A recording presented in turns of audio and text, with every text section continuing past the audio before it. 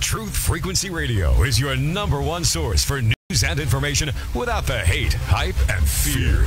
We're proud to feature cutting-edge programs like Beyond the Veil with Chris and Cherie Geo, X Squared with Brooks Agnew, Paranormal Portal with Brent Thomas, Jeranism RAW with Jeran and Missa, Fearless with Frank Castle, Strange World with Mark Sargent, The Eye of Ra with Ra Castaldo, The Infinite Fringe with Billy Ray, Ironworks with Josh Corey, The Kev Baker Show, and dozens more. Did you know you can listen from any telephone by dialing 641-793-7117 or call into your favorite show toll free at 833-TFR-LIVE. Uncensored talk and news you won't hear in the mainstream media. Truth Frequency Radio, your protection from deception.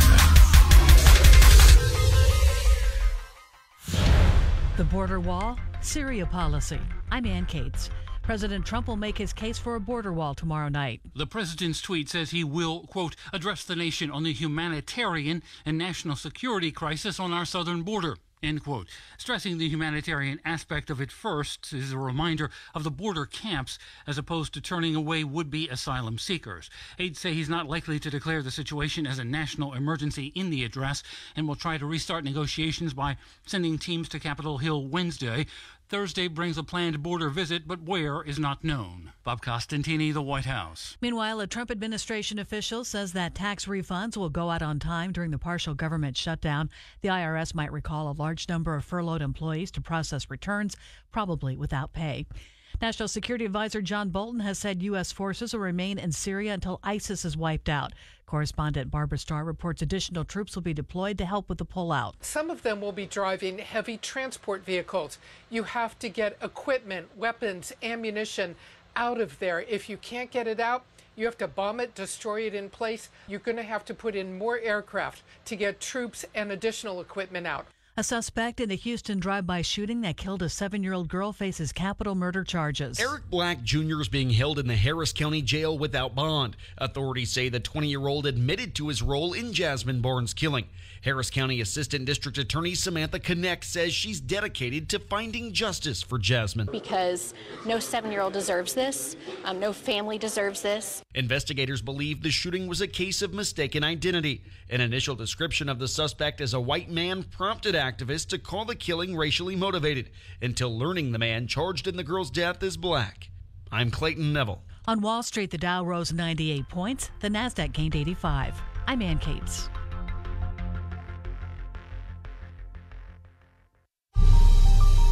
You must unite what has been set asunder. We are TFR. Truth Frequency Radio.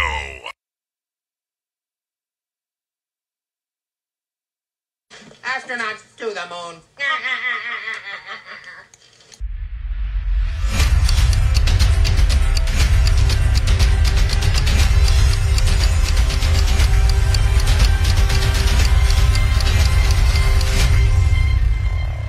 Ten, 9, ignition sequence start. 6, 5, 4, 3, 2. Not to get off track here, but I feel like we're in the Truman Show, and we're in a snow globe, and we just shook it up. Welcome to reality.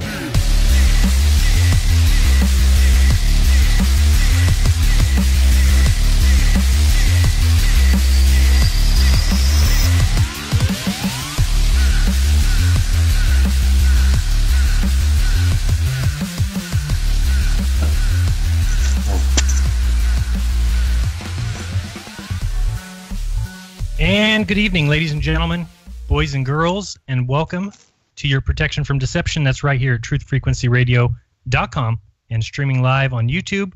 And no matter where you might be, you are correctly tuned into your current reigning #1 show on Truth Frequency Radio on Monday nights between the hours of 6 and 8 p.m. Pacific. That's 9 to 11 Eastern. That show is Jeranism Monday Night Raw, and it starts right now. I'm your host, Jeran from Jeranism, and my co-host, the most hated man in app development. He hails from New Jersey. He is the great David Maldonado Weiss. Dave, hey, did the sun rise okay for you on the East Coast today? It did, even though something was telling me that it wouldn't. But not only am I the most hated man by the haters, even the people that love me hate me because they're yelling at me because the moon is not showing up on my app for the last 2 days. Where's the moon? They're like, there's no moon. And I'm like, yeah, there's no moon. It's a new moon. It's a new moon. So if you're having difficulty with your app and you can't see the moon, just wait a couple days or turn the fast forward time lapse on and there it will be. It's coming. It's coming right around the corner. It's coming. And if you want to reverse those bad reviews because there was no moon, feel free. Yeah, go ahead and do those. That'd be great. Awesome. We have so much to cover tonight, so let's start with a quick announcement. An apology to people who may have looked for Glowbusters or a live stream from me yesterday. I had said that I would have one, and forgetting that Iru is in Switzerland. And so long story short, there was no live stream after all yesterday. But with that comes great news that coming next Sunday, everyone's favorite show, Glowbusters, will be back Sunday at noon, January the 13th. So that'll be the return of Glowbusters. Aren't you excited, Dave? Extremely excited. I've been waiting for like months. 4 weeks now, a month. Yes. And I hope everyone had a happy holidays, a Merry Christmas, a New Year, birthday for me, birthday for Missa. It's been a busy couple weeks. We took a break. We're back, and I'm excited because we got our guest here. Personally, I'm a big fan of this filmmaker joining us tonight. He is an award-winning documentary filmmaker, video journalist, professional camera person. I guess you can't say cameraman anymore, camera person. His films have had well over 2 million views on YouTube. They've also appeared on Netflix and have screened around the world. But tonight we'll be focusing on one of his documentaries specifically. It's about 10 years old, and it is named simply Did We Go? He's joining the show tonight. I'm happy to introduce Aaron Rainin. Aaron, welcome to the show. Thanks for having me on. I appreciate it. Hello to you guys. And I love talking about this movie. It's, like you said, I've made a lot of documentaries. There's another one, Power and Control, the history of LSD. One about Werner von Braun. Bowling housewives, male prostitution, a funny magazine called Girls and Corpses, Religion in Suburbia. But Did We Go was really, to me, and what I love talking about, it was such a special experience to make it. You know, it all began, I received a $65,000 grant from the state of Ohio to basically try to prove we landed on the moon. It came to the University of Cincinnati. A professor there was working on a virtual reality piece about landing on the moon. And to be frank, he said he would sit in coffee shops and people would tell him, you know, we never went. And so he commissioned me to try to prove we landed on the moon. Now, if you're listening in, there should be links all around where you can watch the film. It's all free on YouTube. The website is moonhoax.com. And the film really is not like archival with narration. I went on a journey. I took the camera and I traveled across America and just tried to find all the people that were still alive, that was closest to the action that I could find. And, you know, when you start looking at primary sources, all this other stuff starts popping up.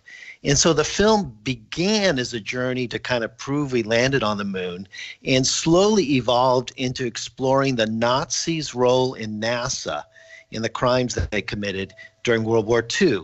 Because as you know, but many people don't know, the Nazis, and these were scientists that were at the factories where slave labor was used. I interviewed a slave laborer from the Nazi rocket factories. Right. They were part of NASA. So the whole film evolves into this craziness of Nazis and NASA, the KKK at Kennedy.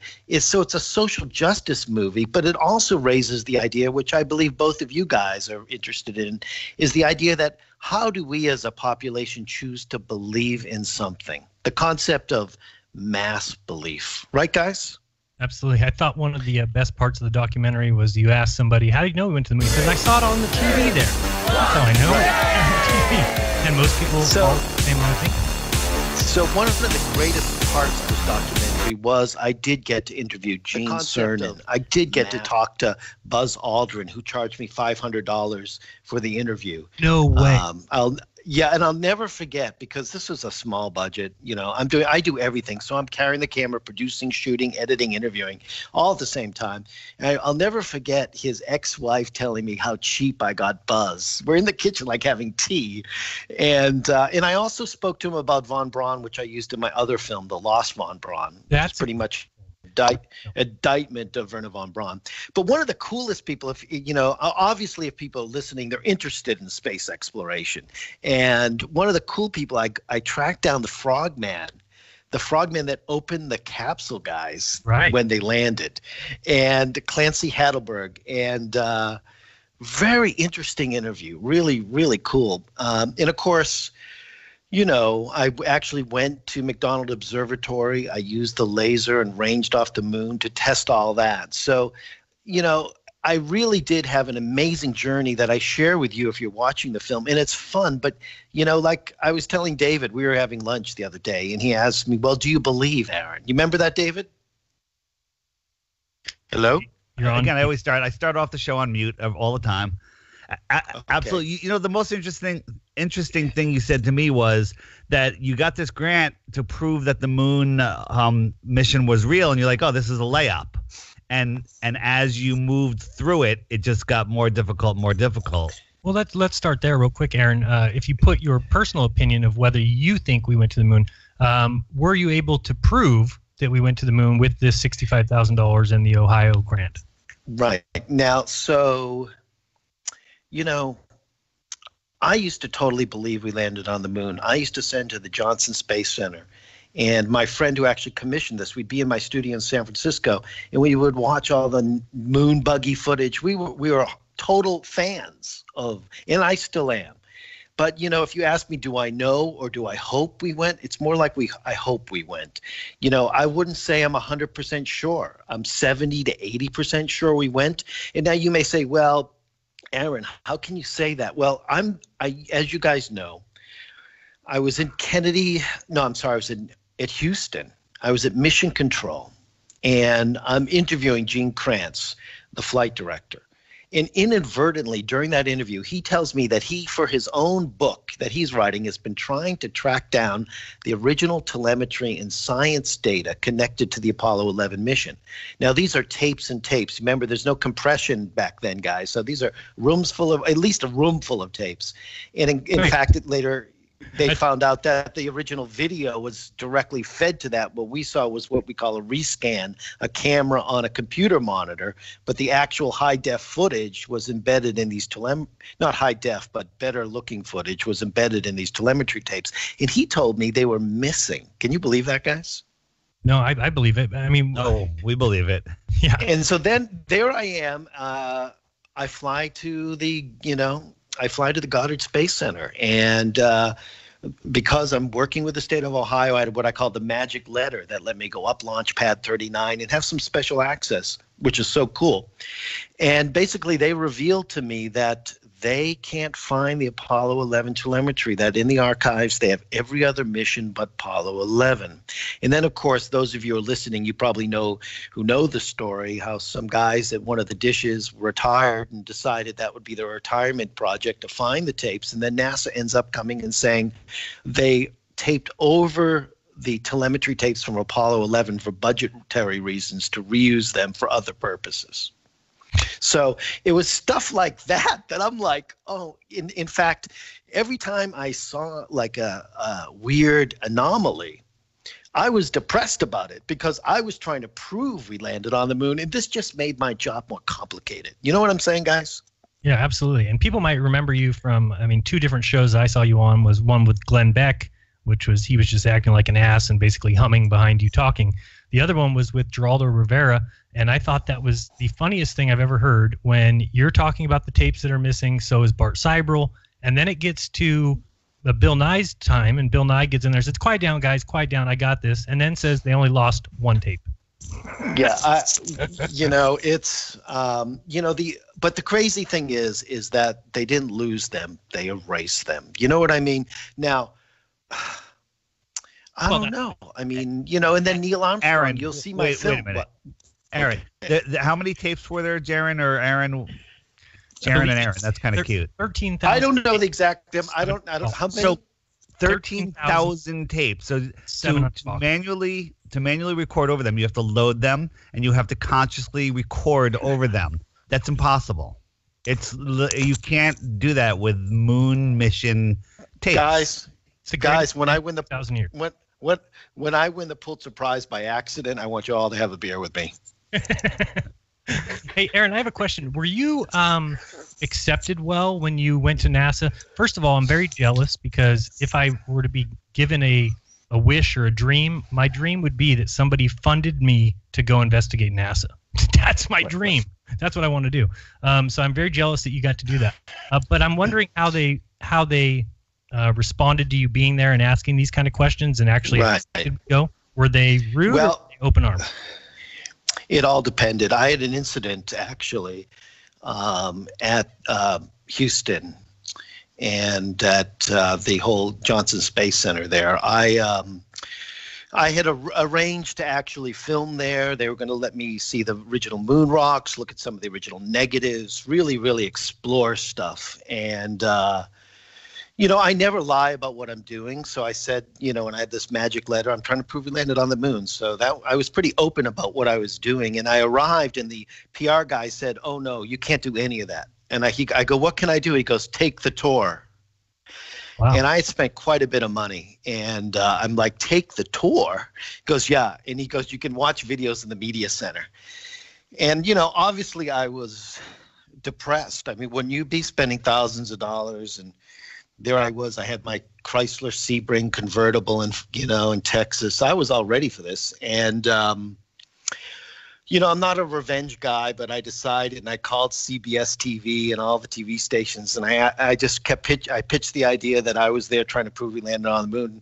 And next thing you know, CBS, and this whole scene is in the movie, Did We Go, which is free. There should be links at the website. You'll see them. This PR guy's worst nightmare. That same day, the CBS guy called NASA, and they did a live shot. It's 6, and I think maybe even 11. I think or at least 6 from inside Johnson. So the PR guy had to stay late, and they followed me around the media center, did a whole story, and it was a beautiful. I'm not a revenge guy. You know what I mean? But I did call the TV stations. I pitched it. You'll see they even build a special graphic. It's all in the movie.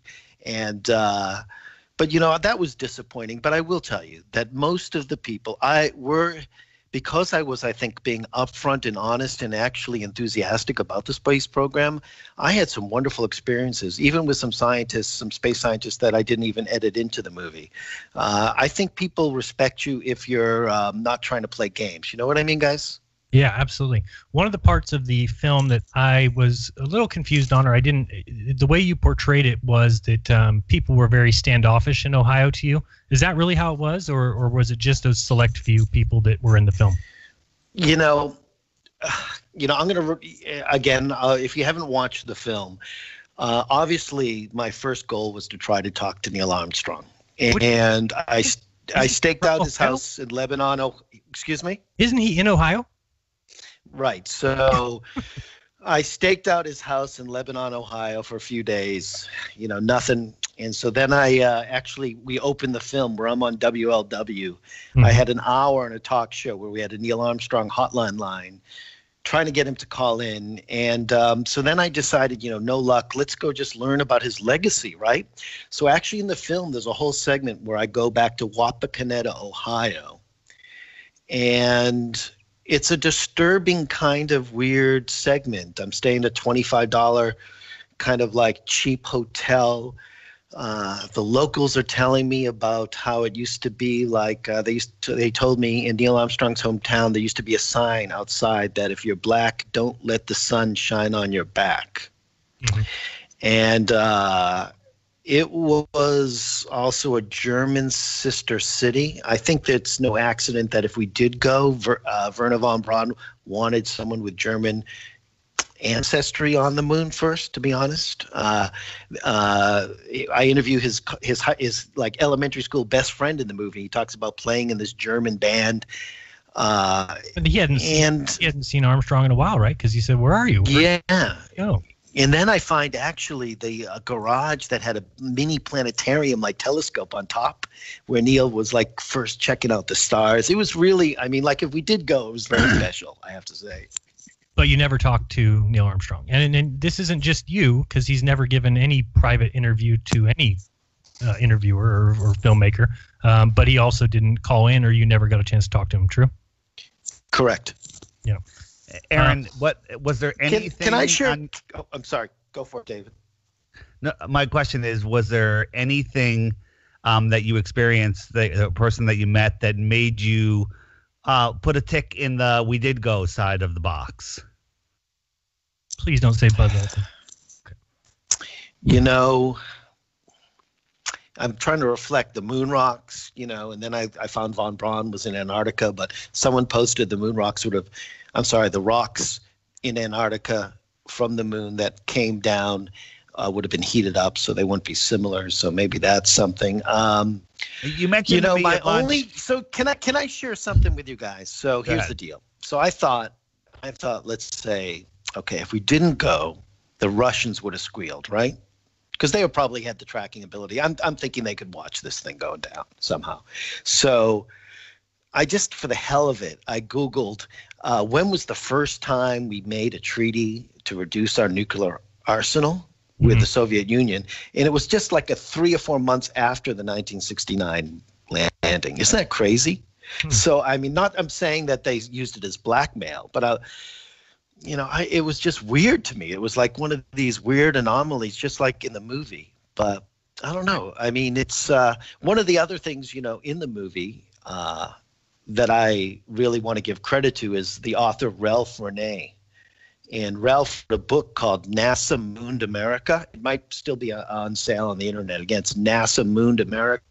And in the first segment, I visit him in Totowa, New Jersey, and we meet at a Holiday Inn. And with an opaque projector, he goes through, whatever you call those projectors, he's going through some of the enamel, you know, the shadows going different ways, the appearance of letters on rocks, the absence of stars. And I have to say that, you know, we got to give credit to Ralph Renee, Bill Kaysing, Bart Seibel, these guys who, you know, have looked at a lot of this kind of like high-tech stuff where I'm more social engineered my way on this journey around to talk to people and find, you know, evidence that we went. And like I said, it was a little more disappointing, but it did open up other social justice issues such as the Nazis' role in NASA, the idea that the KKK was allowed to operate basically openly at the Kennedy Space Center. I mean, how about so Buzz? To me, Buzz didn't know anything about von Braun. No, he defended von Braun. He defended von. Yeah, he defends him in the Lost von Braun. He's, you know, I actually have. He's defending von Braun. I actually have the sound clip. We can play it a little bit later where, he defends him. And then he says something very interesting. He says, no, I don't want to get into that. A lot of people are told to do things by people above them, and they have to do it because they're told to. He just, I don't know, Freudian slip, in my opinion. That's exactly what people would accuse him of doing is, he only faked going to the moon because somebody told him to. But he kind of spells that out and saying that, I don't want to go back and look into people's pasts because a lot of people are told to do things from those higher up. And it's, when we get told to do something by a superior, we have to do it.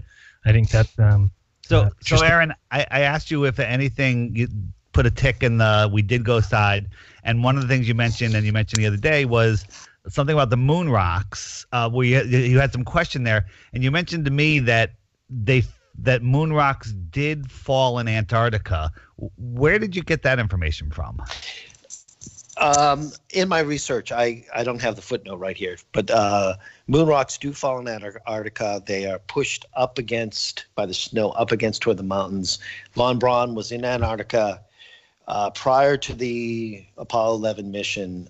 Like I said, though, someone posted that the rocks falling from the moon would look different than actual moon rocks because of the heat. So maybe that's, maybe that was an error in my connections. But I mean, it's interesting, don't you think? Von Braun in Antarctica, where you can get moon rocks 6 months. This is the kind of stuff that I was talking about that, these anomalies that actually make the film more entertaining because I'm really trying to prove we landed on the moon. You know what I mean, guys? And it's just like, and it turns like, Well, I have to say, like I said, I don't completely believe we landed on the moon. I'm almost there, but it's based on really hope and belief in these brave men that, they actually did this job. And, so, we all know about the Van Allen belt, right, guys? There's so much information about all this stuff that, it's like I said, I think the film, if you watch it, you'll get to meet a lot of the original people involved, including 3 of the Nazis. I went to Huntsville, Alabama, and I've got drunk guy, the guy that says that. That was right. The drunk guy in the movie, who's 3 sheets to the wind, ran the satellite operations at Kennedy and tracking operations during the Apollo missions, and he happened to be inebriated when I came. I don't know why. I booked the interview that afternoon. He knew I was coming, but he had too much to drink, and and the film has a lot of left turns, and basically he spills the beans about some of the activities that the precursor to NASA was doing with ballistic missiles on Johnson Island, and how they had a explosion with an atom bomb. And he goes, I can't talk about it. And then actually when I was at the National Archives in College Park, Maryland, which was an amazing experience, it's got like skylight windows, multiple floors, all these research assistants, and all the original Nazi footage of the rockets going all the way back to von Braun, and then all the Apollo 11 stuff. And it was there that I just mentioned this Operation Hardtack to, it might have been like a security guard. And he said, the Department of Energy has just declassified all that. And I contacted him. I actually found the nuclear mishap footage. It's in the movie. So the film takes a lot of turns. But no, he was not part of the German group. The German group in my film, Karl Sendler, who is one of the inventors of Doppler tracking in the movie, I asked him if he's proud of the Apollo 11, the Saturn V. He goes, of course. But then he shows me a picture of the V2 rocket, and that's what he signs in autographs when people ask for his autograph. And then, so Karl Sendler's in the movie. When he said that, it could be simulated. He said, well, they could simulate it, but it was real data. Which correct. Is the equivalent of saying, well, if somebody wanted to simulate it, you wouldn't know the difference. Isn't it? I mean, it's, when I was at Mission Control, and I was talking about this with David the other day, and I was talking about just mind control and the psychology of mind control and being part of a group, and how I thought it was interesting that during the Apollo 11 mission, all the mission controllers grew mustaches and then shaved them off after the mission. Actually, I'm not sure if they shaved them off, but they all purposely grew mustaches for the mission. You can see that in the pictures if you Google Apollo 11 mission controllers group shot. You'll see they all have mustaches. And I did end up meeting people who are connected. You'll see John Llewellyn, who is a space navigator. I basically hung out at the bar. If anybody's been down to Johnson, I hung out at that bar, the Outpost, across from Johnson. And I ended up meeting all these guys and connecting, and they told me that it was wired for simulation. That's how they rehearsed. Mm-hmm. And I said, how could you tell the difference? And he says, well, the real stuff was more erratic in terms of the signals that they pump through it, but it was set up for simulations. Right. And my thing has always been that these journeys into space are mathematical, and so they could be very easily done in a computer program that outputs as if these crafts are on Mars, on the moon, whatever. Hey, we do have a break coming up shortly here. Can you hang with us for a few more minutes, Aaron? Or sure, I'd love to. Okay, yeah, great. And just so people know who we're talking to Aaron Rainin. The website also is moonhoax.com, but you can watch the whole film for free on YouTube. You just type in Did We Go, or you have a link, right? Yeah, Did We Go? And I think it's in 6 parts. They're like 10 minutes apiece, really easy to watch. And it's a great film, and it's kind of funny. And again, I really think that the more revealing documentary was the Lost von Braun, because, I mean, if people need to understand what happened there, and people need to see that in your film, by the end of it, there's no way anybody can say, well, maybe he wasn't part of Nazi Germany. Maybe he wasn't in the SS. Maybe he wasn't a main officer. Maybe he had nothing to do with Peenemünde. You can't say that. No, and he was right. We have pictures of him with Adolf Hitler. But it's funny. I was with David at lunch last week, and there were two kids, probably 27, and I just asked them, Nazis in NASA's moon program, true or false? And they had no clue. And meanwhile, my uncle told me I was wasting my time making that movie because everybody already knew about it. Hold that thought. Don't go anywhere, guys. You're listening to Jeranism Monday Night Raw. We're with Aaron Rainin. We'll be back in 2 minutes. Don't go anywhere.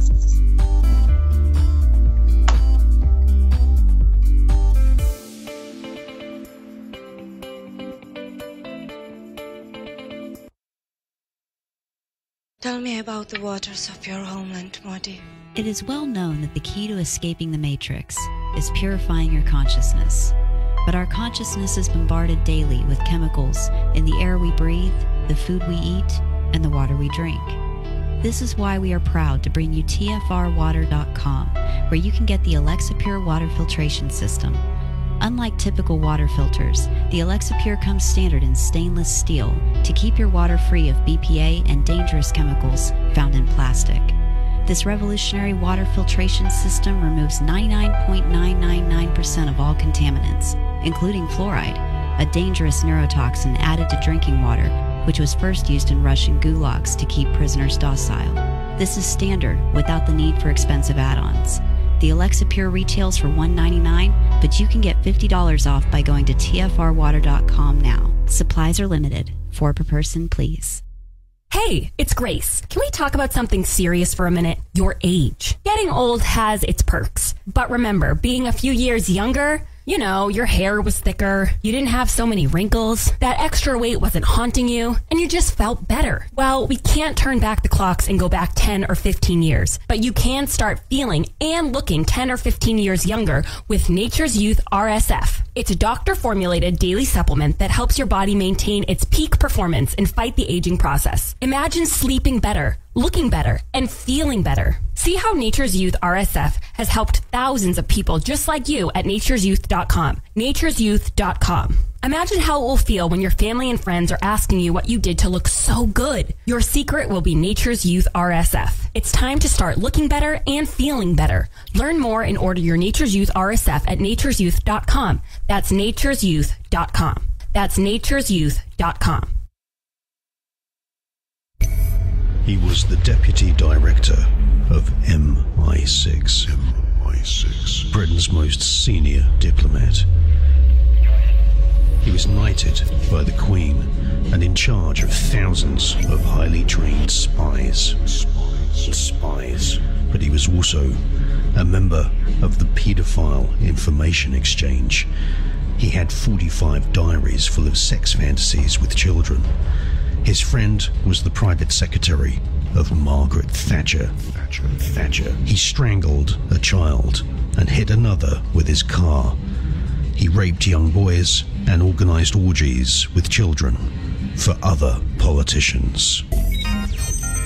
The Enigma Channel, intelligent television for planet Earth. EnigmaTV.com.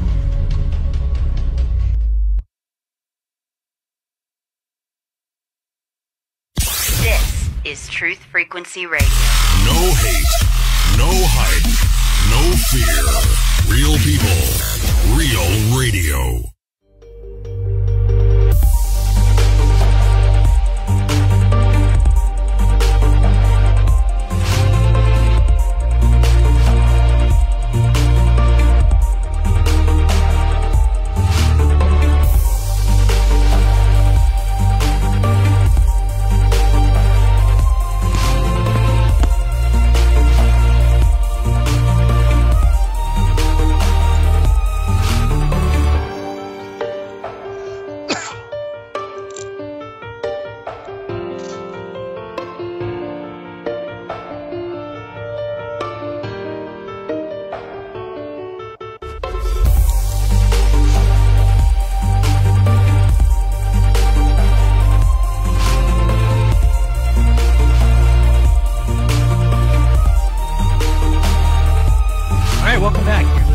Jeranism Monday Night Raw. We're here with Aaron Rainin.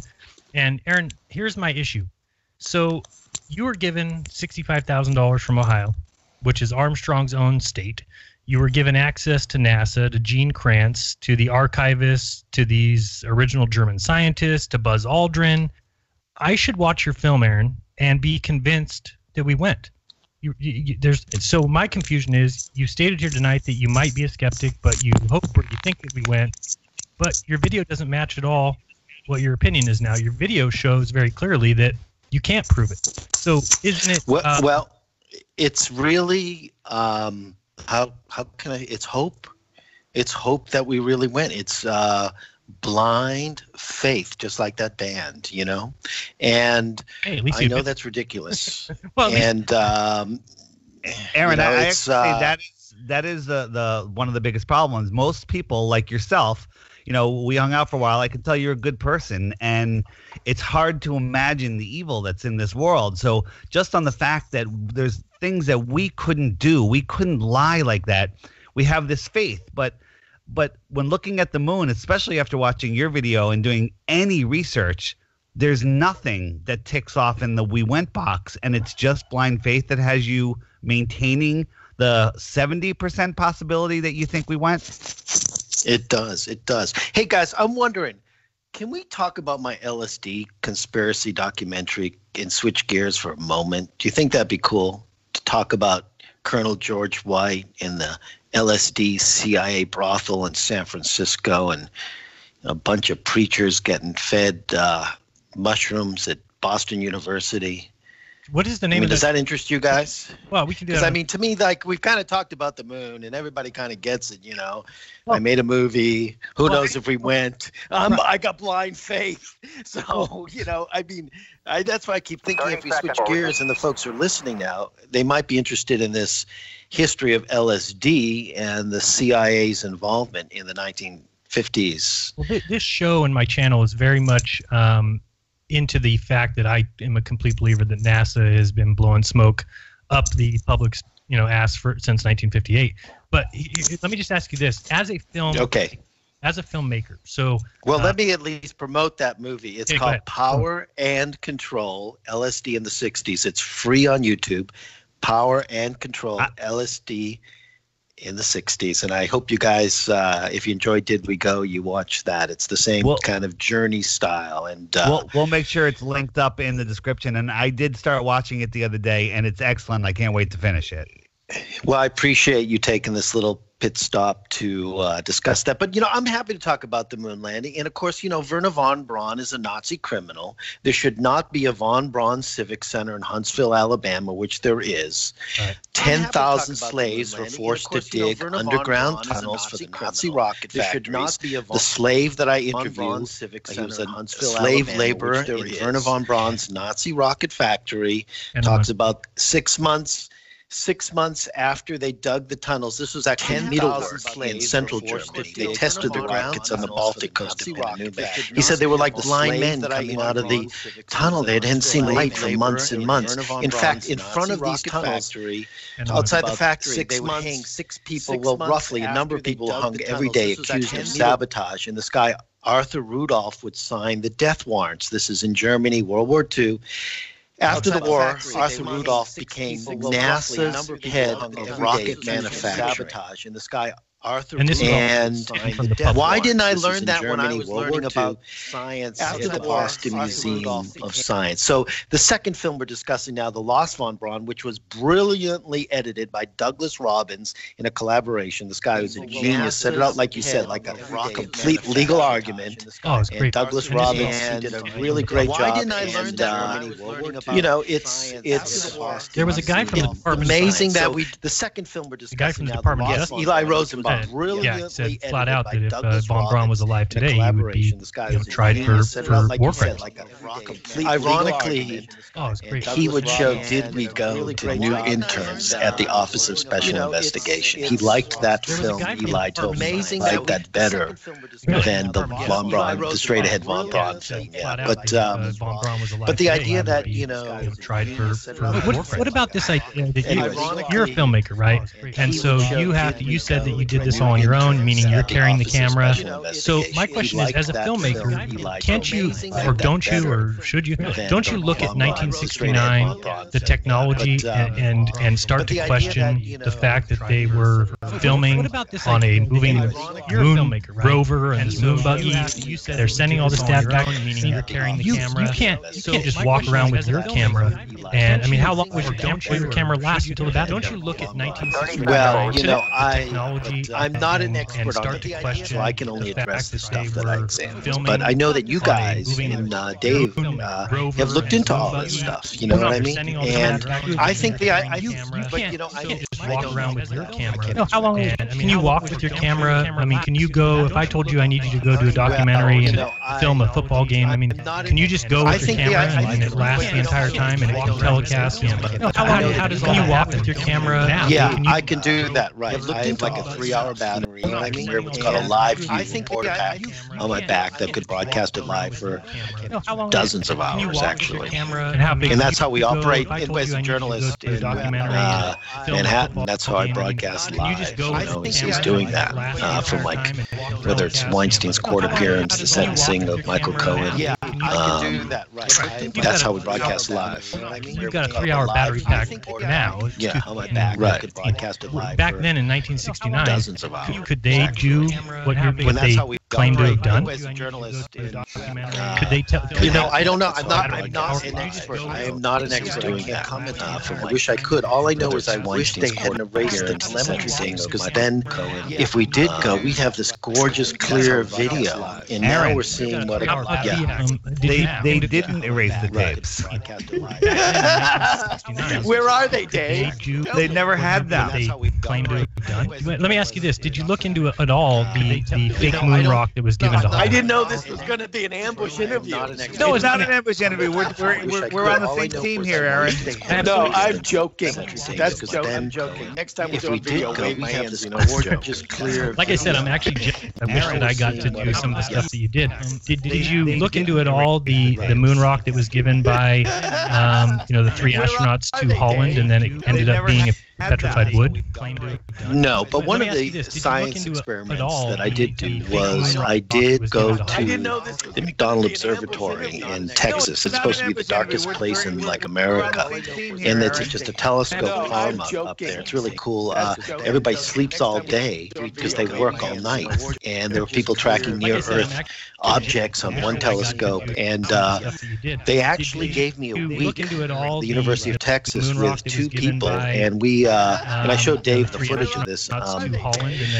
We were able to try to laser range off the moon. As you know, you can send pulses through a laser, and theoretically, if there is a reflector, at that point, it will send that signal in a parallel path back to Earth. And it took us, I think it was 3 nights, and before we started getting what they call returns. You can see this in the movie. The moon lasers have been shot off the moon and returned since early 60s. So it has nothing to do with the moon landing. Telescope. That's you'll see in the movie. Unfortunately, right after I did that, I found the 2 pictures of all the Soviet unmanned moon, landers that all had reflectors on. And this is you don't need a manned mission to land a laser reflector on the moon. So, in terms of proof, it's really mute. Yeah, because you don't need a mission at all, because the first successful tests were in 1962 when MIT laser pulse reflected from the moon surface using a laser. But that was in 1962, before anything landed. So clearly that can be done without landing there, and this is the kind of thing that I always see. They want to go to that to be proof. Oh, well, they dropped these, but in 1962 they were able to get a return from a laser, so obviously that's not proof of anything. Well, I'm saying you can just Google laser reflectors on the moon, and a lot of them will be mounted on these unmounted probes. So it's, I was very disappointed. I got very excited, to be honest. You'll see the movie once we successfully laser range. I actually do a moon dance inside the laboratory that's in the film because I was so excited. In 1962, MIT, they send 4 quadrillion laser pulsar, and then they hope to get 1 back. Not one thing billion or 1 quadrillion. So clearly, that moved on, and that means that they successfully hit the reflect that. But again, in 1962, they dropped the exact same thing with no reflect. But in 1962, we were able to get a return it's. I just. Why do you guys think Neil just never said anything? I mean, do you think this plays into the? It's just he was too honest to talk, or what do you think? I mean, I don't want to disparage him if he did go. If he did go, he's a great man. Maybe when Neil got into the program, he actually thought he was going, and it wasn't until the very end when he realized he wasn't going. Just like most of the workers at NASA, where they're in the dark, they're all compartmentalized, and they don't realize it's a scam until only the people at the very top are aware. And at one point, they have to inform these astronauts that it's fake. So looking at the press conference, the famous press conference right after, that tells you right there that these guys did not go. And if they didn't go, everything extrapolates from there. It's all nonsense. And the only way that you can have any percentage of your belief that we did go is pure hope for humanity. And there is none. And with that, guys, I got to say goodbye, but thank you so much for having me on the show. It was totally great talking to you and talking to your audience, and hopefully they'll check out Did We Go. It's all free on YouTube, and also my LSD documentary, my film on male prostitution, bowling housewives, girls and corpses, kids with kids, and it goes on, suburban housewives that do S&M. It's all on your website? On my YouTube. It's American culture at its best, and I want to share them with folks, and hopefully get out there soon and make some new stuff. My last documentary, Black Hair, has had over 1 million views, guys, and it's about the Korean takeover of the black beauty supply industry and what African Americans are doing to take it back. It's just called Black Hair Documentary, and we'll see what's next. But I love talking to you guys, and it's a great show, and thanks a lot for having me on. Aaron, thanks for coming on. We appreciate your views. Talk to you later. Cheers, guys. Bye. All right, bye-bye. So that was fun, interesting. Thank you, Aaron, for joining us. He sounded a little scared to me, Dave. You know what? I met the guy, and I can tell you that he's not a shill. He's just a guy that is a filmmaker trying to put out good content. When I talked to him about Flat Earth, he just had the normal beliefs that somebody that hasn't looked into Flat Earth. And when I bring it up, he goes, "Well, I haven't looked into it." He's honest. He goes, "You know what? I just haven't looked into it, but I can't believe." Dave, when someone says I can't believe, it's because they can't believe. Dave, here's my problem. If you gave me $65,000 and said, "Jaran, go prove this," and I go and I spend that money, I travel around, I interview people and everything, and at the end, I don't have anything that would lead anyone to believe that we went. What in his video would lead anyone to think that we went? Here's the problem: is that once that happens, I would come back to you and say, "Dave, I spent that $65,000. I couldn't prove it. I don't think we went." The problem is he gets to that point and then says, "But I hope we went. But I really want to believe we went," even though he just wasted $65,000 of taxpayers' money and didn't. I don't think he wasted. I think the film is excellent. I think it was worth $165,000. The thing is, his goal was to prove it. Just like if I told you, go prove that so and so lives at this house. Here's this money to go do it. Well, if you went and spent that money and looked around that neighborhood and did a bunch of stuff and could never prove it, then you can't come back to me and say, "Well, Jeran, I couldn't prove it, but I still think that is where it's at." It's like, well, no, I just gave you the money to go prove it. So to me, if he's got $65,000, access to all these people, there should have been so much content in that video that makes me go, maybe we did go. I watched the video and I say, absolutely, there's no way we went. And they reveal themselves over and over throughout the film.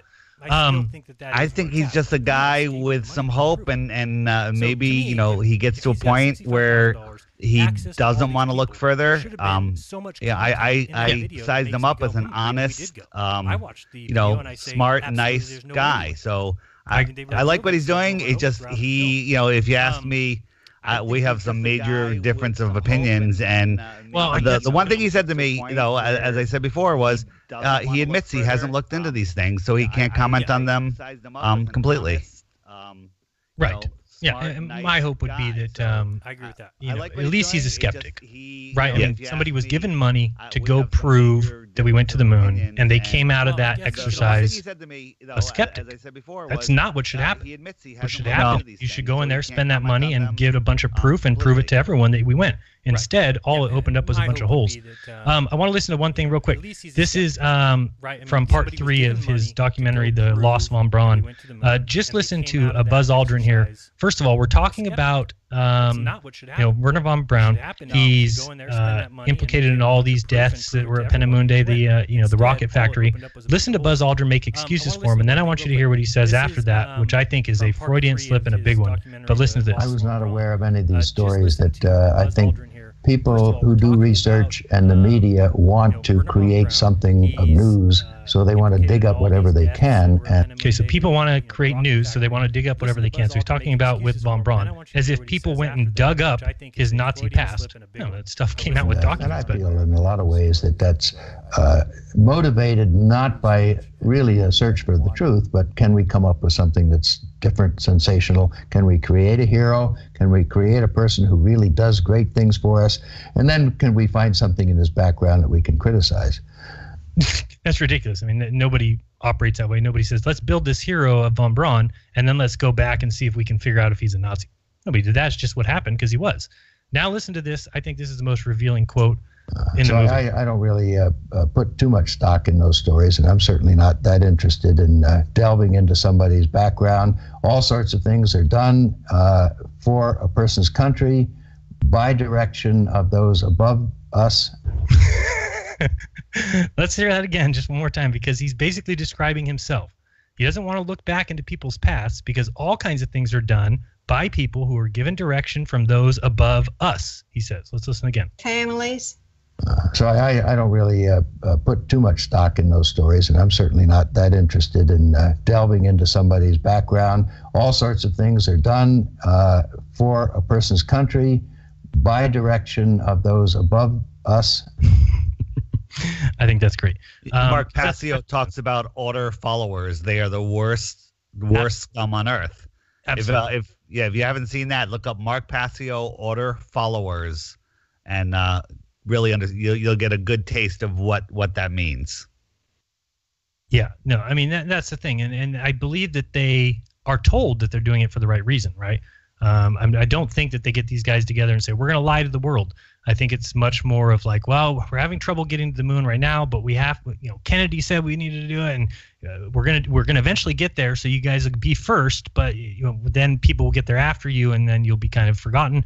And they're doing it because they think they're doing something for their country, and that's basically where they get caught up. Now, to me, the difference with that one is Buzz Aldrin is either a flat-out liar or he's hypnotized. Because that guy just keeps going and going and going and telling story after story after story, selling everything. He sells a quarter all the time. Like, oh, this quarter was in my pocket when I was on the moon. Let's go auction that off. And then he charged the guy for that interview $500. That was cheap. That was a good deal. Holy Christ.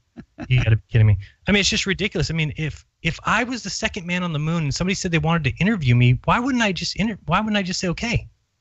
Why would I demand money? If he's not like if he was in on it, don't you think NASA would pay him better so he didn't have to charge and sell quarters? Don't you think they would like, here, you're going to lie to the world and we're going to make you comfortable? But the guy seemed to be struggling for every dollar. Yeah, maybe he was hypnotized. Well, you got two polar opposites here. You've got Buzz Aldrin who goes around doing all this, and he's basically NASA's spokesperson. Where you've got the other guy, and Neil Armstrong, who completely became a hermit.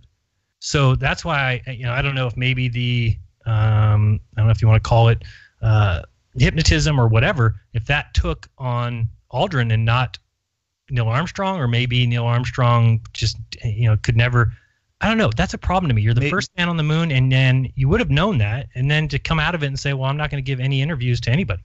Maybe it was the Van Allen radiation belts that just affected their personalities. It fried his head. Right. They didn't have any protection. What do you think? I didn't think about it. Normal? No, he's not going to be normal. So, yeah, check out Aaron Rainan's couple videos there. Yeah, like I said, to me, if I was given money to go prove something and I go out and I can't prove it, my video pretty much shows the reasons I couldn't, then I would come back and tell people I couldn't prove that we went to the moon. And it seemed like he didn't want to quite say that, even though that's exactly what his video shows. So to me, it's like, I think he's a little bit afraid of being the guy that comes out and says we didn't go to the moon. Look what happened with Steph Curry. You know, he comes out, he says it in a podcast, he's completely honest and says, yeah, I don't think we went. There's no way we could have got this there and do this. And the next day, he's forced to come out and lie. And guess what? That's what the world wanted. Everyone said, good, all right, good. Come out and tell us that you were just joking when you clearly weren't. So now we're making people lie about it and come out. So, I mean, he's got to be afraid of things like that happening. If you were to come out and say, I did this movie, I spent this money, and I proved to myself that we didn't go, now you've got a little crosshairs on your head. Whereas if you come out and you say, well, I did the movie, watched the movie, and I hope we went, I think he's just being safe. Maybe subconsciously he's being safe and doesn't even realize it, or consciously. Either way, who knows? And he described his love for space, and that's something that I know a lot of people have that I don't and didn't.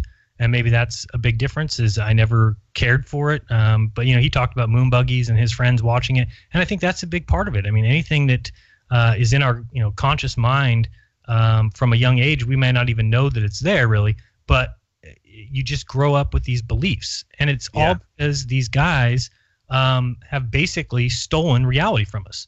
Right? Our minds are so messed up because we've been taught space, we've been taught planets, we've been taught spheres, we've been taught moon landings, we've been taught that the guys were standing sideways on the moon from where we're looking. They robbed us of our reality. They like to shoot rockets, and so they keep launching rockets into the sky, and they want more money for it, and they want to make bigger rockets. And so what do? We keep giving them money. And what do? By the way, everyone, congratulate. I don't know if anybody else is celebrating every day that the government's closed. I am, because guess what that means? They're still closed? I had no idea. Well, the great thing is NASA's closed.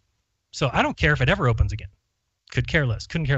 I hope that they stay closed. And because look, is anybody feeling the effects of NASA being closed down?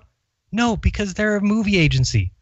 They're just like Hollywood. They put out films for you and they show you rovers on Mars, and people get excited because there's a group of 50 people sitting in front of computer screens and all celebrating, and they look very smart, and oh, isn't America great? And look at how our ingenuity is coming along. And it's just such nonsense to me that people can't recognize what's going on when it comes to space travel.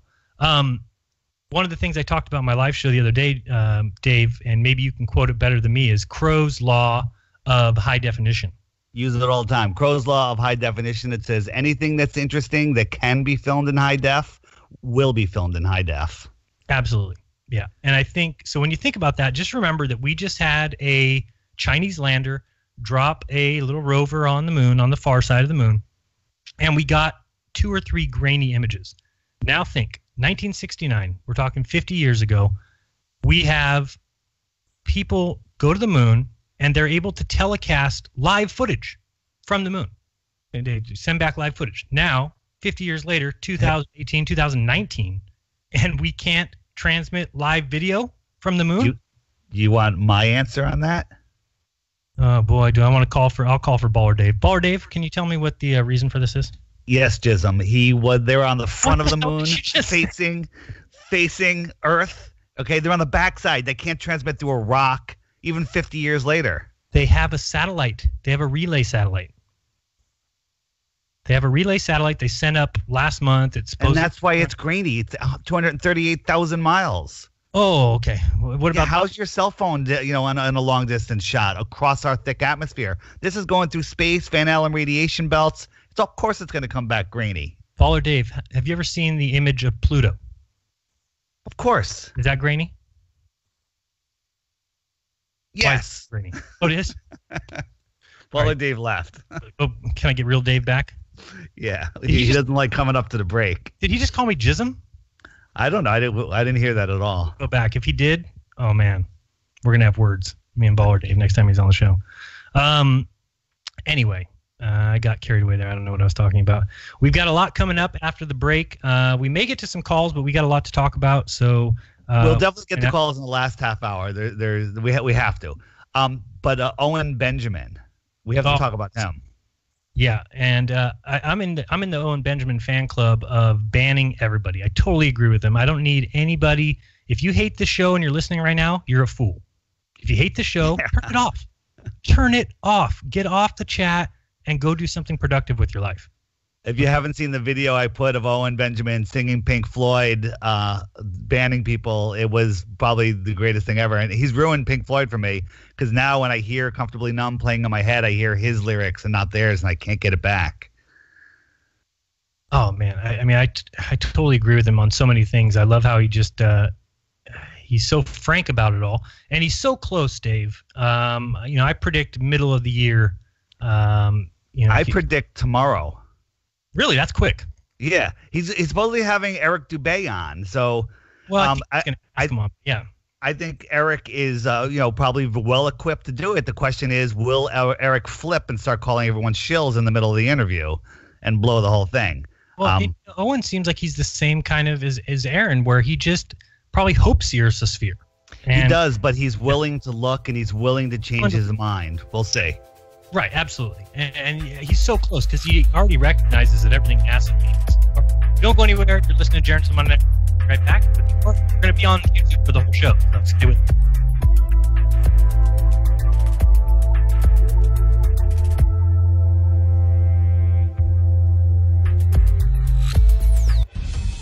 Truth Frequency Radio is your #1 source for news and information without the hate, hype, and fear. We're proud to feature cutting-edge programs like The Christopher Everard Show, The Covert Report with Susan Lindauer, Enemy Within Radio with Tom Barnes, Freaky Friday with The Woo Crew, The Gematria Effect with Zachary Hubbard, America's Evil Genius with Travis Cook, Phoenix Rising Radio with Phoenix, Quantum Connections with Lucky, and dozens more. Did you know you can listen from any telephone by dialing 641-793-7117 or call into your favorite show toll free at 833-TFR Live. Uncensored talk and news you won't hear in the mainstream media. Truth Frequency Radio, your protection from deception.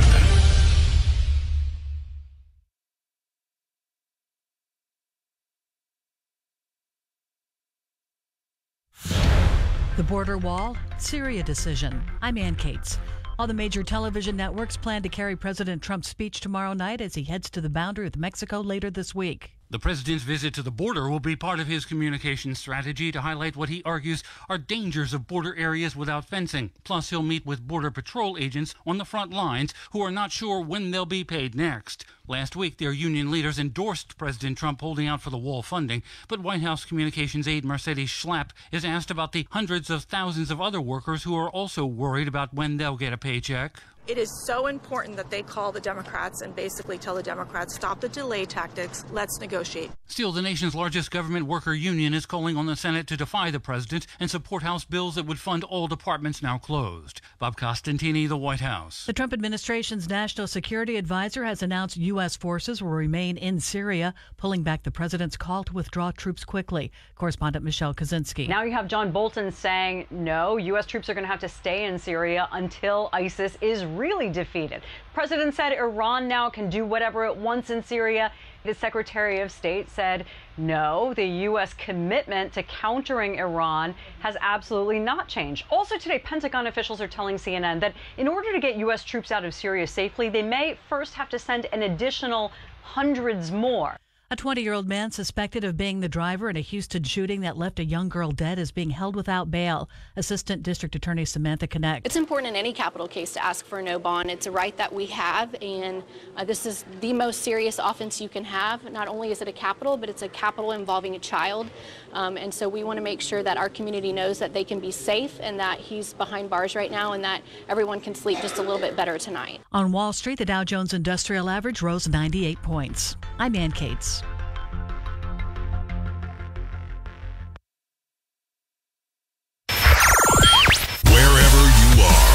Make it Truth Frequency Radio.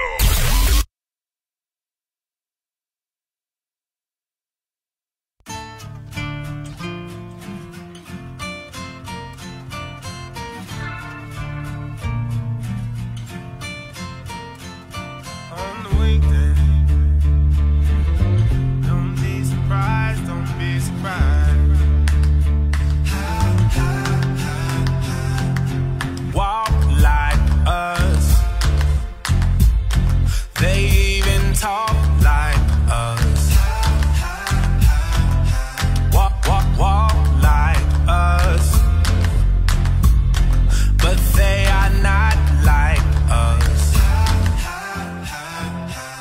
on the weekday.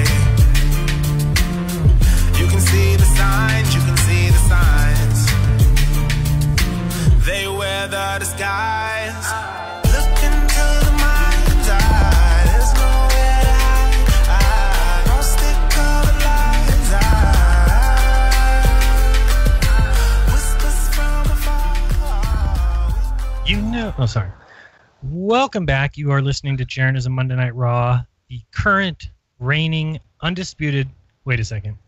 For the very cool wrestling fans out there, let's let Paul Heyman say it. This is the current Reigning, defending, undisputed #1 show on TFR on Monday nights. It is Jeranism Monday Night Raw. And I just looked at a super chat. I'm going to keep talking so Dave can't make a wrestling comment. I knew it was coming. Anyway, I'm going to, where was I at here?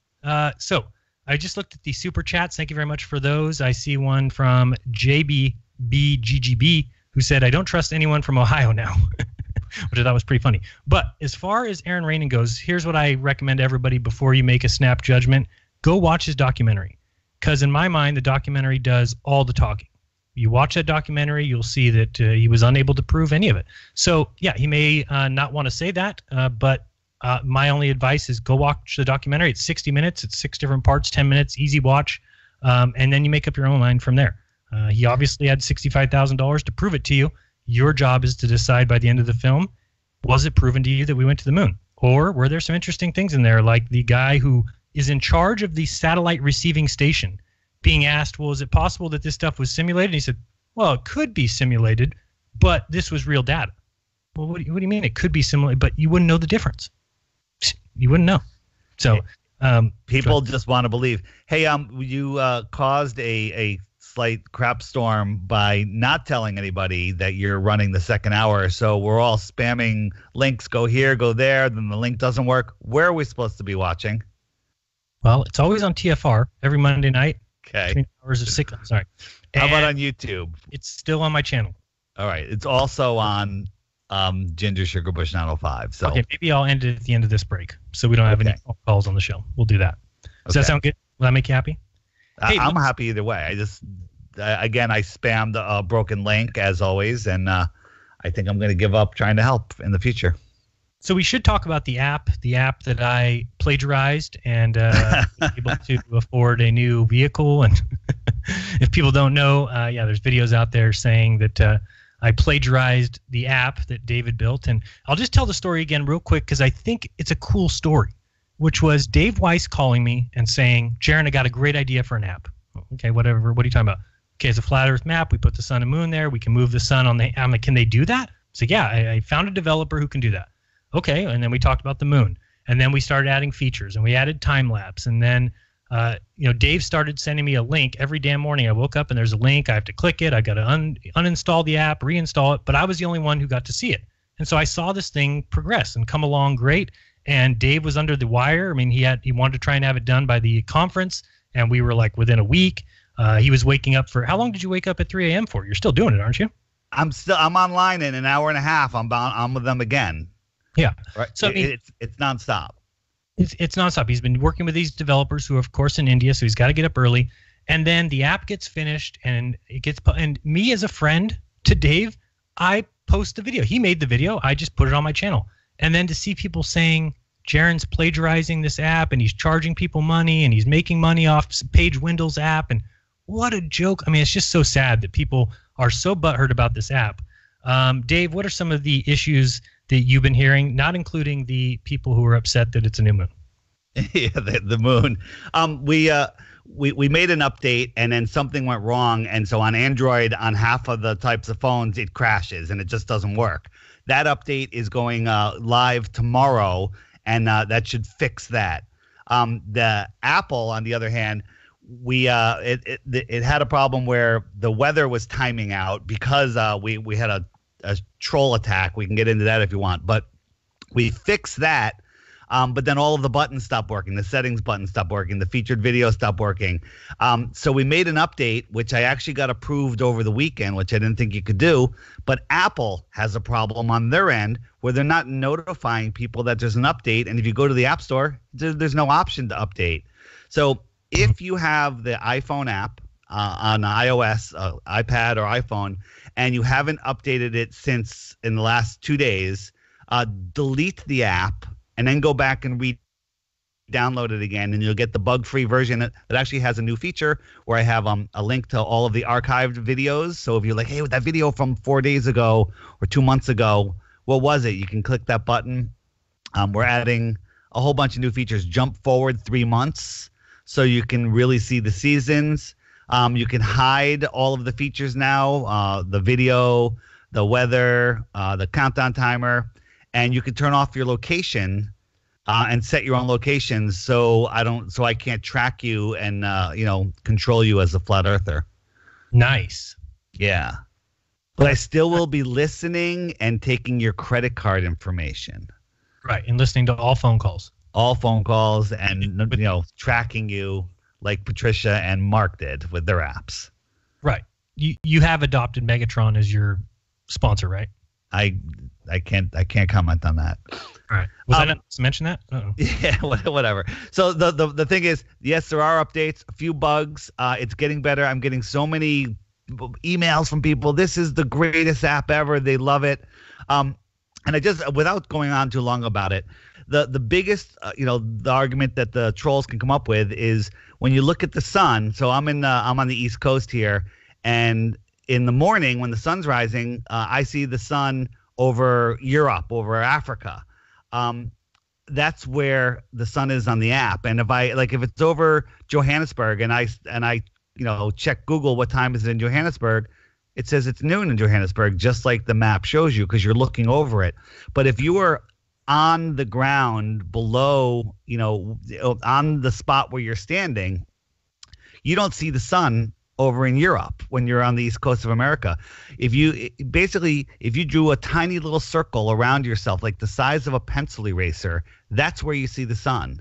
So it's right there, within a quarter of an inch of you on that map, maybe even less. I don't really do the math, because you're seeing it in your own personal dome of vision. When you see the sun over Africa, it's south of the equator. Well, I'm north of the equator, so I'm looking southeast. But according to a glober, I'm looking northeast, and that's not the case at all, because, as I've said a million times, east and west are circles, whether you're on a ball or a flat They're earth. not circles. The east and west must work the way that us globers believe, because Wolfie said so. Yeah. Well, that means if you're I can't even speak when I say that. If you're a mile from the North Pole on a ball and you go east for 3.14 miles, you're back to where you went from. And if you don't think that's a circle, then you're a baller. Yeah, just picture tying a string to the North Pole, and then wherever you're at in the northern hemisphere plane, or if you want to talk about the globe, the northern hemisphere, and if you went east or west, that you would be walking a circle and around that rope or whatever that's tied to the North Pole. So I don't know why people can't quite grasp that. I do know why, and it's because we weren't taught about east and west correctly. It's a different way of thinking. People, they'll come up with something and they're like, and that's the way it is, and there's no other option. It's like, 2 + 2 is 4, and math doesn't lie, and that's the end of it. Well, that 2 × 2 is 4, and 1 + 1 + 1 + 1 is 4, and 3 + 1 is 4, and 8 divided by 2 is 4. There's other answers that are equally as good, if not better. Right. And that's, a baller would say pool balls are round, therefore the pool table's round, therefore all balls are pool balls. And that's glober thinking. And GPS works, therefore it proves a sphere. Yeah, please. Because you can't map people onto a sphere if they don't live on one, I guess. And I want people to think about this. You and I discussed this earlier. Is a compass only works for the person holding it or the person standing right next to them when they're on the ground. If you're using a compass from a high up altitude where you can see the whole world, like when we look down at our iPhones or Androids and see this app, you're way high, and east and west, you're looking south. Every direction you look is south because you're looking over to Antarctica. It only works in your immediate area of 10 feet or 10 miles or maybe even 100 miles, but that's it. Anything longer than that, that east or west curves away from you and you're looking south. And then the other thing is because, I keep hearing from people, your app's been debunked. The app's been debunked because Wolfie's shown that the sun sets over here and it doesn't, and people still can't grasp the fact that go swim in a pool and look at a light above you, or look through any atmosphere. Go back and watch my videos. I can't show it any more times where you take that little glass dome, and nobody's saying we live in there, but it acts like the atmosphere does. And we've got scientists on record saying that the atmosphere is a lens, and so you're getting a displaced sun. And this is even part of the ballers' rhetoric, right? They tell us that when you're seeing a sunrise or sunset, you're not actually seeing the sun because it's actually behind the earth. So they're talking about an apparent sun, the same thing we're saying, that the sun is not where you think it is. So they can grasp it when it's behind the horizon. They can say, okay, I see the sun there, but it's really behind the horizon. But then when we say, well, the sun that you're looking at in the sky, yeah, it's setting south of west, but it's actually going northwest, and they lose their minds. Right. They can't even, it's like crayon munchers. It's the same with the stars. Was it Chris Van Matry put out a video today? Did you see that? I have not seen that. So basically talking about, we're moving at all these ridiculous speeds for, millennia after millennia, and there's no parallax in the stars. And everyone knows what parallax is. When you move, something closer to you will change its relation to something farther from you. But because it's so far away, it doesn't move, which is just utter nonsense. Over the periods of time that we're talking, things would change. But a sextant, if you have somebody with a sextant on the east coast of America, somebody in Kansas, and somebody on the west coast looking at Polaris and using a sextant, well, they're all going to locate different positions. So there's parallax just going across the United States, but not across the entire world over all of this time. So it's doublespeak. You got to watch his video. It's pretty good. I'll probably link it in the app in the next day or two. So, Dave, we told everybody happy holidays and wished them, happy New Year. But we actually need to wish them a happy holiday for tomorrow. You do yes. It's my favorite day tomorrow. Yeah, January 8th is a big holiday for those who don't know. It is Earth Rotation Day. So happy Earth Rotation Day. It's the day that commemorates when French physicist Leon Foucault demonstrated the Earth rotates on an axis in 1851.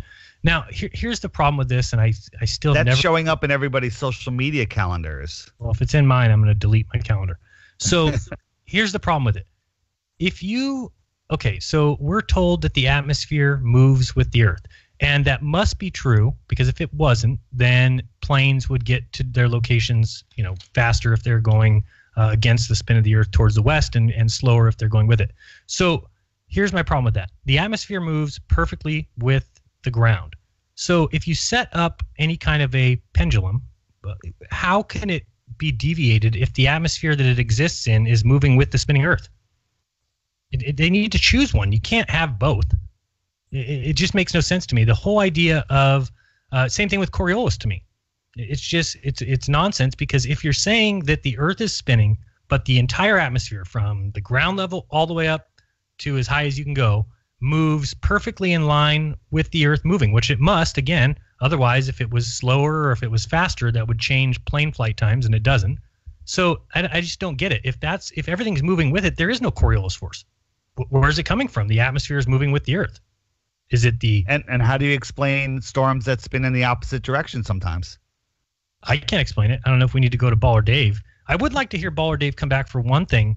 Baller Dave, I would like to hear your explanation of the mere observation, 13.23 miles across the Monterey Bay. Can you just give me an explanation? Because I don't understand. Listen, Jism, I don't really care what you want to hear, but it's so simple. Everybody get a bowl, like a cereal bowl, fill it with water. Is that water curved? No, it's not. It's flat. When you're looking across the bay, it's like a bowl, and it's the flat water going across the bowl. That's it. Oh boy, get deep inside the butthole. It's flat. Wait, so you're saying that because it's a bay, it's not part of the ocean, so it's like flat? A bowl. Just look at a bowl of water. Does the bowl of water curve? No, it doesn't. Wow, that's the worst one yet, Baller Dave. Let's go back to deep inside the butthole. Let's bring him back on. Dave, that's ridiculous. Did you really? Is that really an have you heard a Glober actually use that one? Yes. No way. So bays now are flat. Yeah. Oceans curve, bays are flat. That makes a lot of sense. Because the water surrounding them.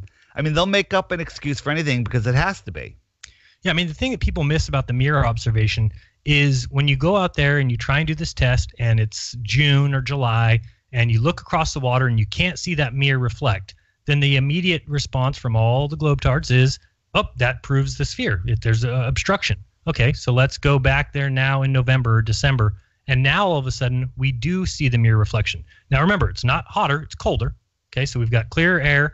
So what would possibly cause that other than the fact that, okay, there's distortion of the atmospheric blocking, and then when you remove that because you go during the winter, all of a sudden you can see the mirror reflection. People need to recognize that that is proof that the Earth is not a sphere. You know, it maybe people if you can't see something, there's more than one reason you can't see it, but if you can see it, then that eliminates some possibilities, like there's something in between you and it. Well, unless you believe in fantasy looming and, mirages. Well, no, wait, there's a problem there. There are such thing as mirages. There are Fartamorganas. Fartamorganas. Yeah, but that's what mirages include, reversed images, images. But the ballers will pick the one mirage that they saw, years ago, and they'll say that explains everything. But that's just weak thinking. Yeah. And the other thing, boats over the horizon. Guess what? Nobody's ever seen a boat go over the horizon. The video that we were all shown in school with the triple-masted ship, that's been broken down. We should try to dig that up. Every time they show the ship down, they lowered the camera down, and there's 5-foot waves out there. Yeah, you can watch the water go up the side of the screen. Yeah. Watch it, yeah. And the only other person that put out a video of a boat going over was Red's Rhetoric, and that was debunked. So, we can see birds flying into the place where... And it's so explained with just the reduced viewing angle. And, probably the best I've heard anybody explain it was with Nathan Oakley. Is really, he just described it as, you have to look at what you're looking at and call that a degree. And the fact that the bottom half of that is a smaller angle to look at because it's closer to the ground. And of course, the funny conversation that he had on his debate show, because he had a guy come in and say, well, where's the compression left to right? It's like, no, there is no compression horizontally. The compression happens because the ground is meeting the sky. You can turn around 360 degrees looking left to right and nothing ever gets in the way because there is no ground in the way. But when you're looking top to bottom, we have a problem with the fact that the ground has to meet the sky, has to meet the horizon. That's the horizon line.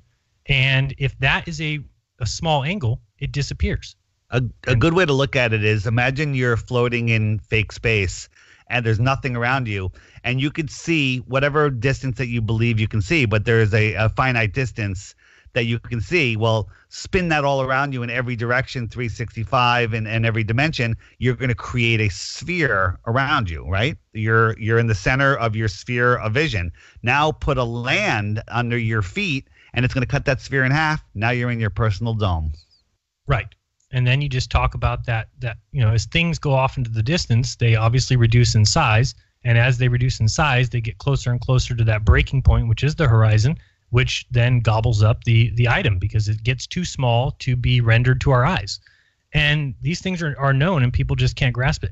I don't know why it's not a bigger deal that the world has now found out that boats don't go over the curve.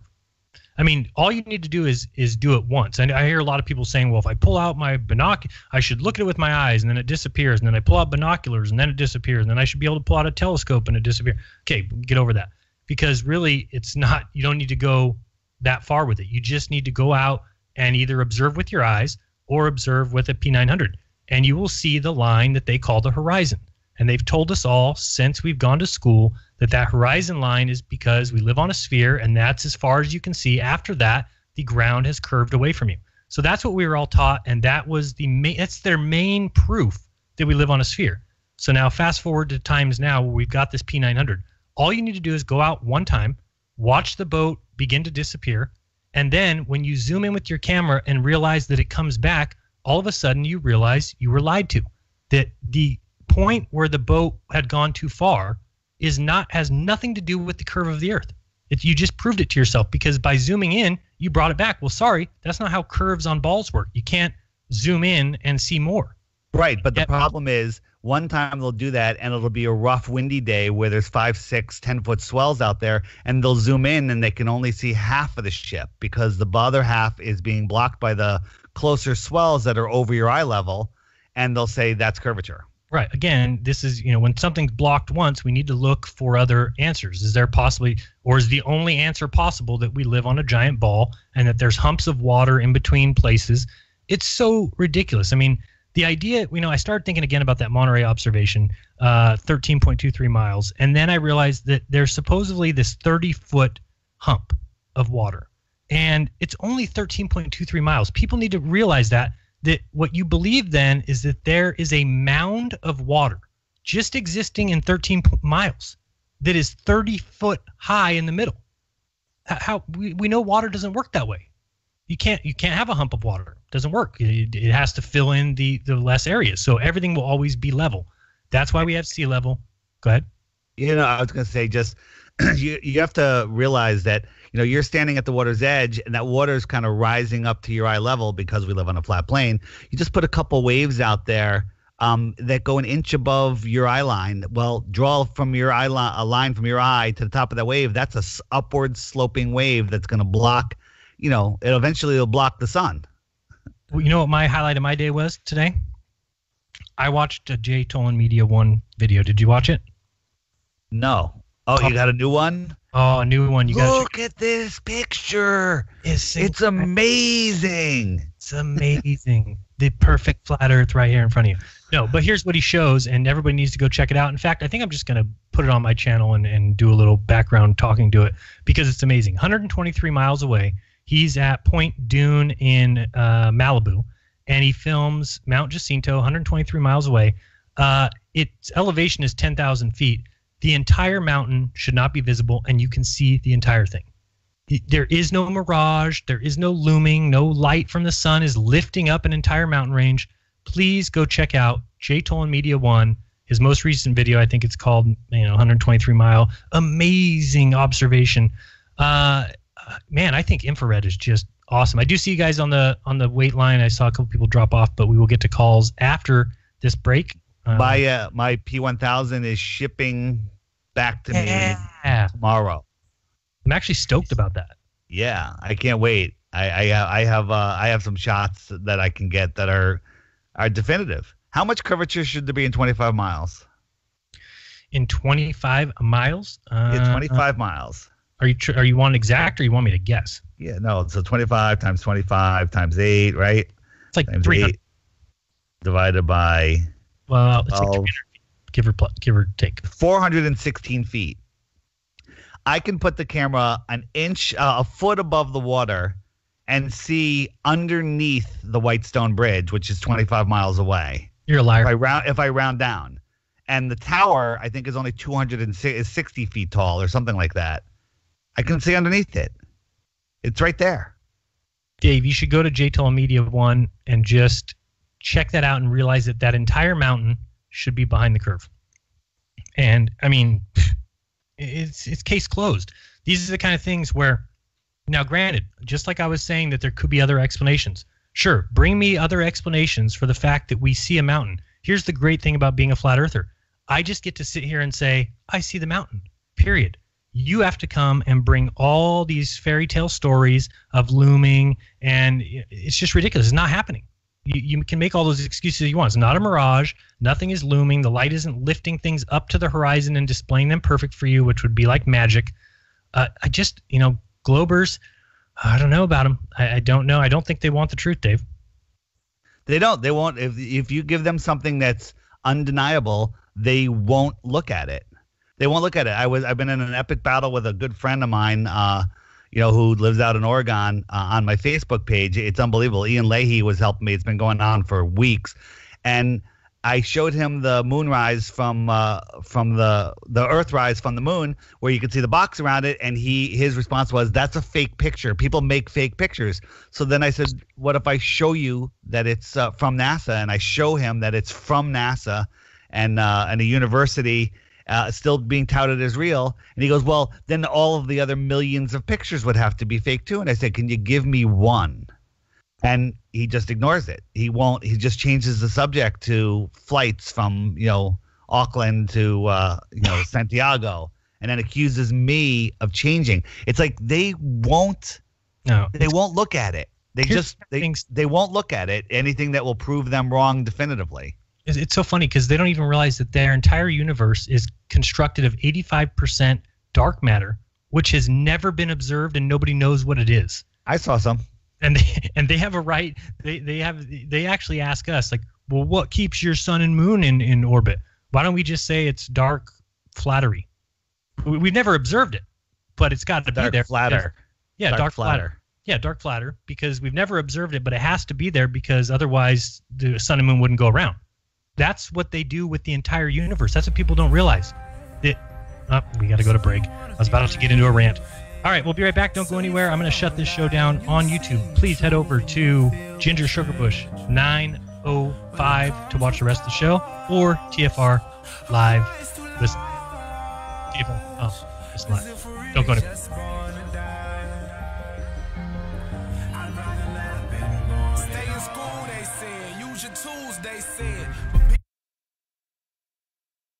Extendivite, a 7-herb combination made from garlic, cayenne, hawthorn, bilberry, ginkgo biloba, valerian, and milk thistle.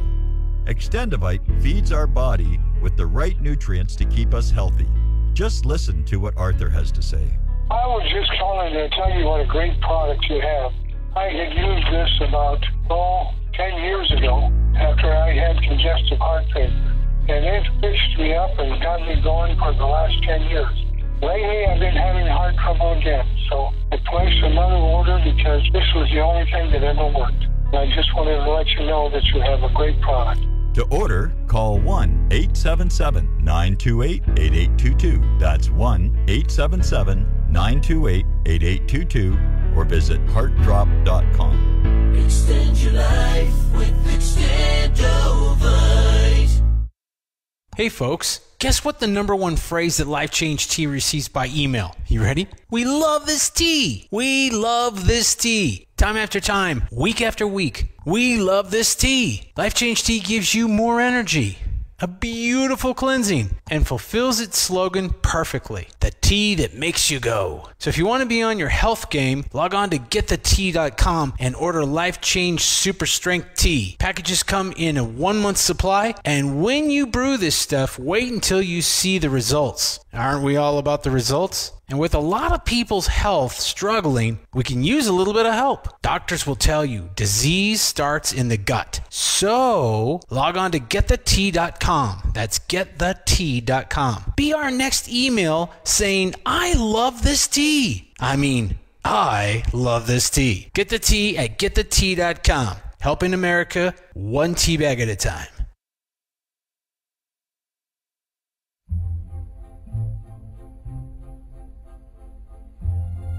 For millennia, mankind has been searching for answers to the big questions, such as, where did the universe come from? Where did we come from? Why are we here? Are we alone? And just what the heck is the Sasquatch all about? I can't promise you answers, and neither can the Woo Crew, but they invite you to join them Friday night at 7 p.m. Eastern, midnight in the UK, for Freaky Friday, exclusively on Truth Frequency Radio. Spirituality, multiverse, quantum mechanics, the occult, and so much conspiracy analysis that it will make your mind melt. Take my word for it. Freaky Friday. It's more than a show. It's a way of life. I am Stephen Hawking, and I am proud to be a Wookiee.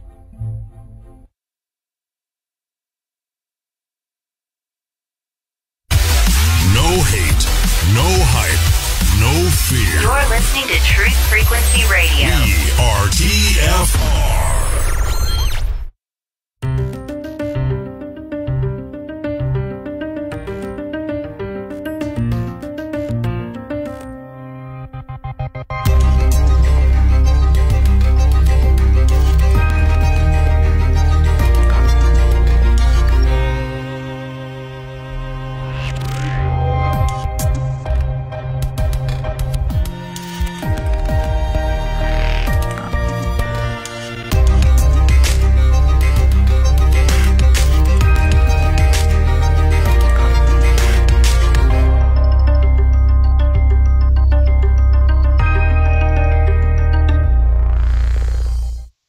And welcome back, everybody. Thank you for joining us for this final half hour, Jeranism Monday Night Raw. 2 points I want to get out real quick, and then we'll get to the calls because I know we promised everybody. And I want to get 1 point out. Go ahead. Damn. 2 for me, 1 for you. All right. My first one, I was just going to finish, just so people understand, Newtonian gravity only works in this solar system. So it doesn't work anywhere else. So if you're a glober, you believe the Earth is only, what, 0.0000001% of the universe? So imagine, gravity works for 1/1 billionth of a percent of the universe, and the rest of it is all made up with dark matter and things that they've never observed. You have to recognize why they can't let go of that. Remember, I think it was Feynman that said, if we test something and it doesn't match the results, then it's false, and you throw it away. Well, they can never throw gravity away because guess what? It's the only thing that explains the stupid sphere of pretend. Okay, there's no pulling force to the center of the Earth. Water doesn't bend. We're not, boats aren't upside down underneath the Earth right now. Nobody's standing upside down underneath me. It's just not happening. That's point one. Second point, I just wanted to bring up again because I think the point got lost. The lunar ranging experiment in 1962, they shot lasers off the moon and they returned to Earth. Period. Okay, that's been proven. You can look it up. Lunar ranging experiment. Look it up on Wikipedia for all you who Wikipedians. So we now know that you can bounce signals off the moon. Now, later in the 60s, Russia sends some craft supposedly and drops some reflector there. And then the United States supposedly goes to the moon and drops reflectors there. And today, they now take people to this observatory and they shoot lasers off the moon and say that it's proof that we've been there. So I don't even think Aaron understood what I was saying. In 1962, they did it when nothing was on the moon. So I think you're even being fooled, Jeran, because I think they faked it. I don't think they ever bounced anything off the moon because I don't even think it's anything you could bounce off of. And they faked it without a reflector. They faked it with a reflector. You mean they faked the one photon that comes back out of the 4 quadrillion they sent? Yeah. Yeah. No, again, these are all computer programs. That's what people don't understand about every satellite image that you've ever seen has been processed by a computer. And if you don't know how computers work, you can take any data that comes in and just output anything. It doesn't even have to have data coming in. You can just program the computer to output to make people think that it just received some data. And again, I've talked about it before, but the one time I talked to a college and got the guy to admit when I said, oh, you guys are in charge of the satellite? Yep, we're in charge of it. Okay, great. Then as soon as you get the data immediately from, oh, no, actually it goes to the NOAA and then to NASA, we get it 2 or 3 days later. This is the college that's in charge of that satellite. And they Wait a minute.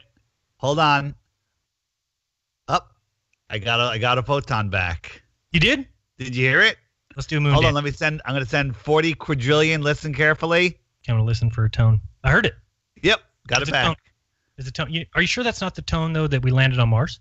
No, hold on. Let me shoot it. I'm going to shoot away from the moon. Nothing. Now I'm going to aim it at a tiny little spot on a moon that's orbiting at ridiculous speeds and rotating while I'm rotating and orbiting. I'm lining it up perfectly. Mm-hmm. Got it. Wow. How bizarre. Very bizarre. Very bizarre indeed. Wait. Now you did your 2, right? Yeah, you did your 1. You got to No, do that wasn't what I wanted to do. What?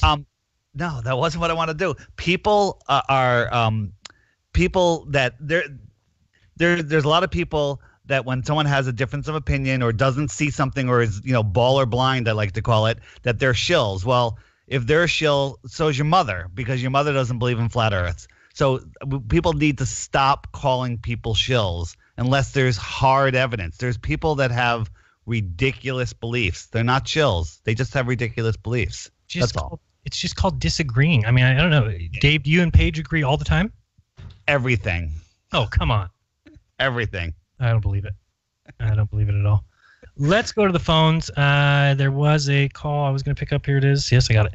All right, let's go to this caller. You're on with Jeranism Monday Night Raw. Who's this? Where are you from? You're on. Hello. Pueblo, Colorado. It's Jerry. Jerry Camp here with Subphotonic Channel. Jerry, what's up? Yo, here we go. What's up, guys? Yeah, I love you guys. First of all, I'd like to say you guys are funny. Even Dave? Even Dave. Even Baller Dave. Oh, boy. I don't know about that one. Call me Jism. He's on my shit list. Just kidding. What's up, Jerry? I don't think Aaron's a shill at all. but he definitely didn't understand. I mean, you told him like 3 times in 62 they put it there before anybody else could have put any probe mirrors, which you can't do that anyway. You can't put anything up there. Sorry. Man, you just made my day. That just makes my day, Dave. When one person grasps what I'm saying, it makes me feel good. So if one person understood what the hell I was talking about, I did my job for the day. Thank you, sir. Yeah, my pleasure. Yeah, I mean, if anything, the way he tap danced around it, maybe he was hypnotized or somebody talked to him to where he can't come right out and say it. Or he doesn't want to have to get back to 65,000, because, he didn't really prove anything. Right. He proved Neil Armstrong's very hard to get a hold of. That's for sure, because he had to go in hiding, and nobody would behave these ways if all this stuff was true. No. If I said I went somewhere and then people were accusing me of lying about it, I certainly wouldn't hide out in my house. That's kind of what you do when you're a liar. I would never go home. I would stay out the whole time. Yeah, exactly. It's just nonsense. I would have no problem putting my hand on anything and saying, yeah, I was just there, no problem. No problem at all. Let's point that out. Jared, $5,000 if you put your hand on the Bible, swear you went to the moon. I'm like, I swear I went to the moon. Thank you. Right. And then I would have started handing them out to everybody. And he even said $5,000. Van Allen belts, dude. Van Allen belts. Oh boy. Knowing you, Bart Seibel, that's a fake Bible, which makes no sense at all. Well, if it was a fake Bible, why wouldn't he do it? Right. But why would he say, knowing you, Bart Seibel, that would be a fake Bible? Because he thinks that the moon landing was fake, so that I don't get it. He wants him to swear on the Bible because he knows that those guys won't. And they didn't. Except for that one astronaut did until he was told treason. He says, nope, not treason. I'm not swearing by treason. Who was that? I forgot who that was. Alan Beam. Yeah, what about the guy that if you don't know that Van Allen belts exist, then it's not a problem. Right. Okay, it's not going to kill you. No, we didn't go through it. No, actually, they exist between this distance and this distance. Oh, then we went right through them. We must have gone through them. Oh, I didn't realize that. We went right through them then. Thank you for helping me out. These are the great scientists. That was hilarious. Yes. So we got a lot of calls. Something you want to talk about real quick? No, I mean, that was about it. I was just wanted to say I love you guys. You're funny. It was a great interview, but he was definitely, did not want to, for whatever reason. It seemed like he just was talked to or something. Just can't write out and say it. I like the movie. I like the movie, and I like the Von Braun movie, and I like everything he does. And so I can't get mad at him. I invited him on my show. I tried to get him to at least see that if you're given money to prove something and then you don't do a very good job of proving it, that should tell you that it's really impossible to prove. I don't know. I don't think he was talked to. He's tap dancing. He's tap dancing around it too much. It's like somebody talked to him to where he can't come right out and say it. All right, Jerry, thanks for calling. I don't think he was Jerry, by the way, great meeting you at the conference, and we'll see you again next year, hopefully. I don't think that he was talked to. I just think that it's just something that something that in his personality that stops him from diving in deeper. That's all. Yeah. We all have our limits. Well, we have to admit this, right? He didn't prove that they went, but he didn't prove that they didn't. So I could see him not coming out and just saying, because you can't prove, I don't know. I mean, to all of us, we know that we've proven it over and over again. But I'm saying, how could you, even if you're given money to go do it, how could you go and prove that they didn't? It's just going to be revealing the kind of stuff that he revealed and put in that documentary. So I think he just isn't saying the word. He's kind of telling you to watch the documentary. He said it many times. It's free on YouTube. Just look up Aaron Ranen, ARON, and did we go? Let's go to the next caller. You're on with Jeranism Monday Night Raw. Let's keep it short. Who's this? Where are you from? Hey, Jeran. It's Brian or Ginger. Ginger, what's up? Just wanted to say hi to Dave, yourself, and happy birthday to you and Missa. Thank you very much. I appreciate that, old man. Yeah. Did you enjoy the Paul Heyman segment? So, I did, yes. Okay, good. I know it goes over Dave's head, but that's okay. I think it went over everyone's head but you and I. But go ahead. You have a final statement here? We got a huge list here I'm trying to mow through. Yep, I know. I just wanted to say I was glad that the documentary, because I watched it before the show, and the fact that he brought up the whole paperclip thing. Mm-hmm. And I also just want to shout out to my friend Cam, who I met at McDonald's when I got a coffee earlier, and he's been listening to the whole show, and I blindsided him just telling him it was a fake moon landing show, and he had no idea it was about Flat Earth. All right. And he's still here listening. So. Welcome to the Flat Earth Cam. Shout out to Cam. Shout out to Cam. And appreciate the call. Oh, another photon. Another one came back? Yes, another one came back. I think actually that came back from the. It might have hit Uranus. Andromeda galaxy, I think. It takes that long, it comes back. Let's go to the next caller. You're on with Jeranism Monday Night Raw. Who's this? Where are you from? Yeah, this is Nathan from West Virginia. How you doing, Jeran and Dave? Good. I'm doing great. Dave, not so great. Go ahead. Okay. Just a quick thing. You guys have heard of the letter from Mercator to John D., right? Remind me. But it's just a brief overview. It's a long letter, pretty much, but about sailors have traveled to the north, the center rather, and have found a black mountain known as Mount Meru and certain things, magnetic mountain, pretty much. Right. That Mercator knew about. There's a letter from Mercator to John D. about that mountain? Yeah. I knew that. You know who Flat Earth Flat Water is on YouTube? Yep. Check it out. He's got one on describing it. But pretty much, my thing, like a Flat Earth proof, take a magnet and a compass, you go in a circle, and your north always points to it, right? So take your magnet about 2 feet, your compass 2 feet away from your magnet, and boom, straight north again. Okay. So what happens if you heat a magnet to its carry point? It becomes dead, right? Right. Okay. It doesn't have magnetic properties. Take a huge oxygen acetylene torch to the center, and boom, heat that mountain up, and oh look, we have no compasses anymore. Flat Earth proven.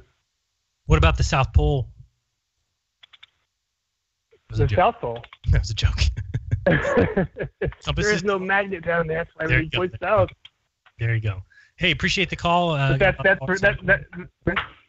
saying that's for Dave and his buddy. If you want to talk to his buddy again and maybe help him out there. Okay, thanks for that. That's for John. Yeah. Dave, I still don't understand a compass on a ball anyway. I don't understand why north would point straight in front of me if north is underneath my feet and 45. Because the magnetic fields wrap around the ball. Oh. I see. But east and west are straight lines. Now you've confused me. Right. Go to the next caller. You're on with Jeranism Monday Night Raw. Who's this? Where are you from? Hey, James. Carlos again from Alabama. How you doing? Carlos, what's up? Not much. I'll keep it short because we never seem to have a short phone call. But I was going to say thank you for being honest and taking down a video. I tried to call in last show when you were talking about the experiment that I replicated. Yep. Yeah, I think so, anyway, Mitchell went back and did it again and did realize that it was a reflection from the side of the very thin mirror, right? Yeah. Is that what it was? So, cool. Yeah, that's the way. And he didn't realize that somebody had actually pointed it out. So he said in the video nobody actually replicated it, that he figured out his own. But later on we did have a conversation on his comments. But anyway, like I said, I want to say thank you for being honest because you mentioned you took it down and so did he. And hopefully we can do some more work and figure some more stuff out. Carlos and I talked out offline last, or whatever it was, 3 weeks ago, for a good amount of time. And here's the Carlos and I's standoff. And to me, the thing that he doesn't agree with, to me, proves flat Earth.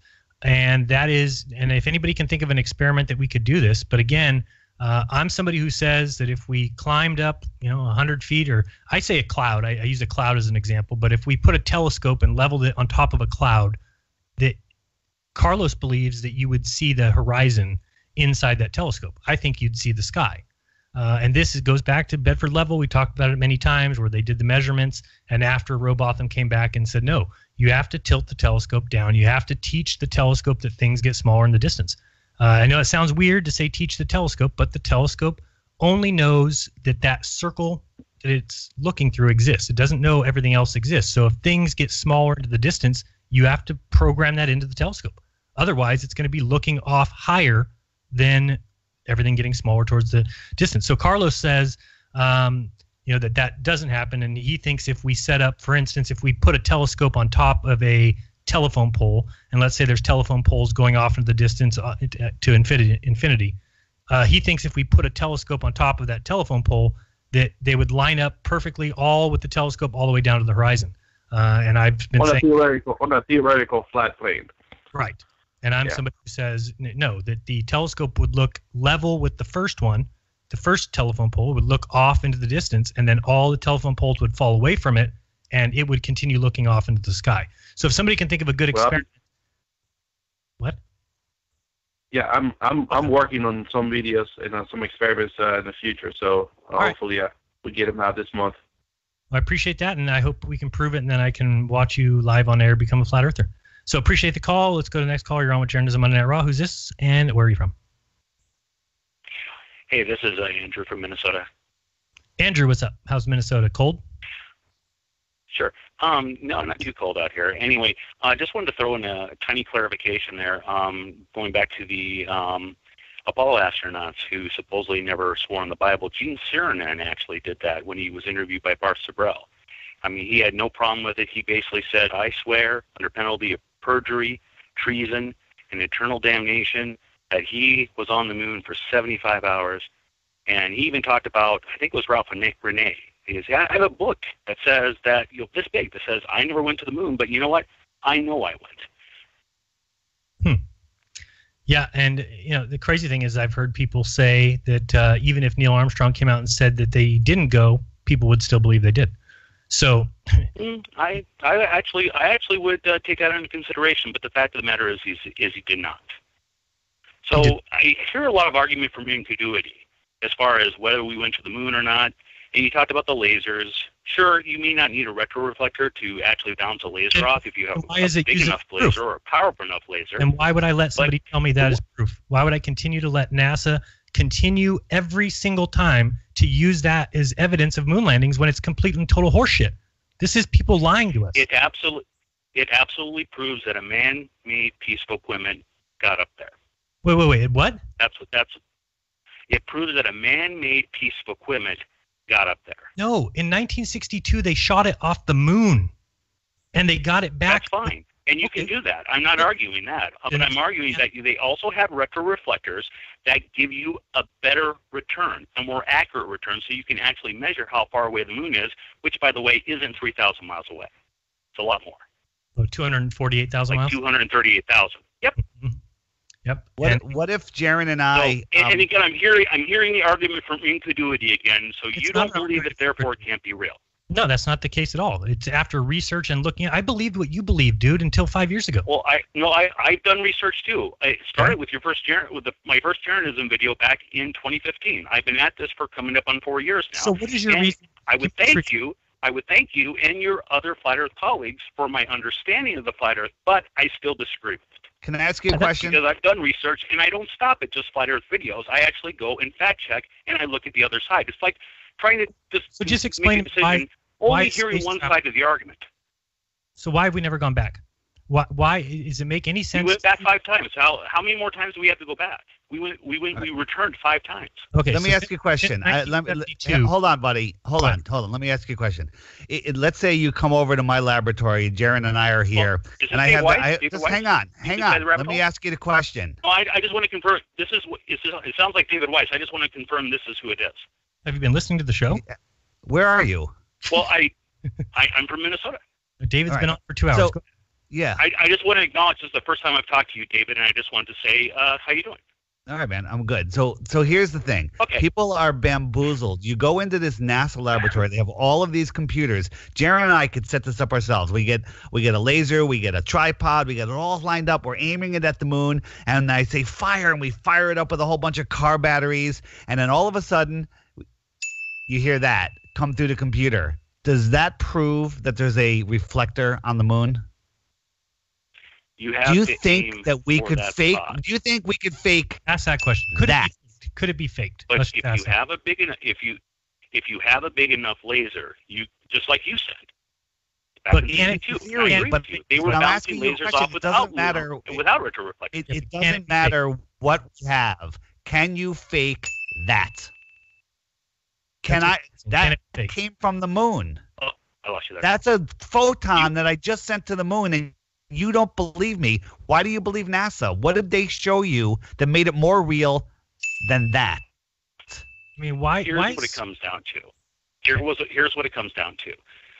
In all walks of life, your day-to-day life, you have to rely heavily on second and third party information. Yeah, but the key it's is, backed up. am I going to believe a flat earther off the street who's handing me a pamphlet saying Earth is flat, or am I going to put my trust into a subject matter expert who is an expert in their field?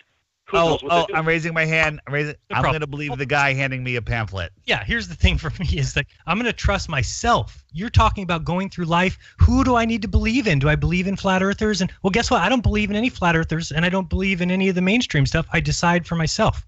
I look at the evidence. That's something you're basically saying you're getting given information from flat earthers, and you're given information, and you have a dichotomy where you've got to choose one or the other. That's not the way it is. You don't have to say I trust this flat earther or I trust NASA. You just need to look at things yourself and say, we haven't gone further than 250 miles since 1972. That's ridiculous. How would they have gone 238,000 miles? But since then, we only go 250. It's just ridiculous. It's such a joke. And then how do you feel about this Chinese moon landing with, 2 photos and some grainy, 280p footage? That's embarrassing. If I was a Glober, I'd be so freaking embarrassed that I have to believe that I have to go around and say, nope, that's true. They're on the far side of the moon.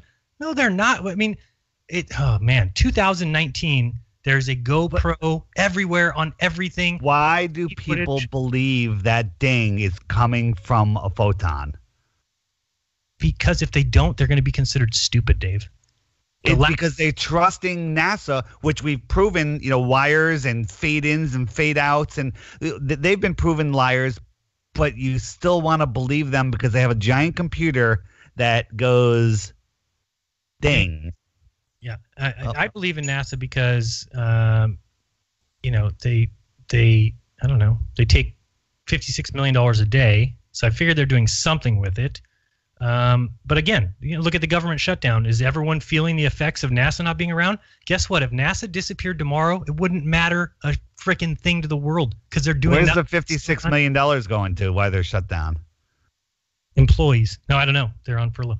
I don't know. Maybe they'll send us some so we can. All right, let's grab another call before we run out of time. How much time do we have? I don't want to be in the middle of a call for what's. Okay, we're good. You're on with Jeranism RAW. Who's this? Where are you from? Hey, this is David. I'm from Florida, and I was just wondering if all the footage from NASA is fake. Why are they so bad at hiding the lie, like with the bubbles and strings and all that? And the footage that they put out in the 60s and 70s and 80s is so bad that they can't now bring out HD CGI footage. People would be like, wait, how the hell did that happen? So they have to kind of try and kind of stay like everything in the world is HD. We have HD cameras in our pockets. So the only thing that you don't get HD footage of is space. And the reason why is because people would start to ask questions and people would, so they just have to keep putting out the same junk. And guess what? They get away with it. Here's the thing. Why would you put out more than 2 pictures of a Chinese moon landing if people will believe it with 1 picture? I think that people were blessed to get 2 pictures because people would have believed it with 1. In fact, people would have believed it if there was no photographs, no video, and just the tone. Dave, can I get a tone? People would believe it. Thank you. People would believe it. That's the problem, is that people are no longer looking at things objectively. They're no longer actually reviewing the evidence. They're simply falling in line with the social construct, exactly what you have to do if you want to be considered smart, It's the same thing with a lot of these guys. I just don't think that they want to be the butt of jokes. Look what happened with Curry. I mean, Curry had to, go suck up to NASA and go interview with, with the astronaut, and I'm going to go take a tour of NASA, and I'm apologizing, and I didn't mean it, and I didn't really say it. I was joking. He wasn't joking. So we've now got people who are forcing athletes to go out and lie to the world to cover what? Who cares if some basketball player doesn't think we went to the moon? Who cares? But you're going to make him go lie on television in front of the world? It's influencing the children of America, the future. Well, too bad. If the moon landing is real, then it will be real. It doesn't matter who's saying it's not. If it's real, it's real. Obviously, that's not the case. They're obviously protecting something to the point where if somebody says something about the moon, even in a just little offset comment on some know-nothing podcast, they've got to bring him down. They've got to have him apologize to the world because only idiots would ever think that we didn't go to the moon. There's moon rocks, Dave. Hey, Jeran, I can prove that ding was a photon coming back because it told me that the moon is 238,417 miles from us right now. I just checked on time and date. That's what it is.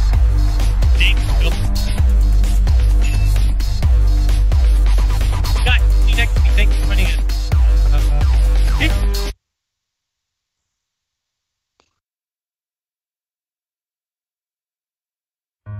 Hi, my name is Ella, and I'm 10 years old.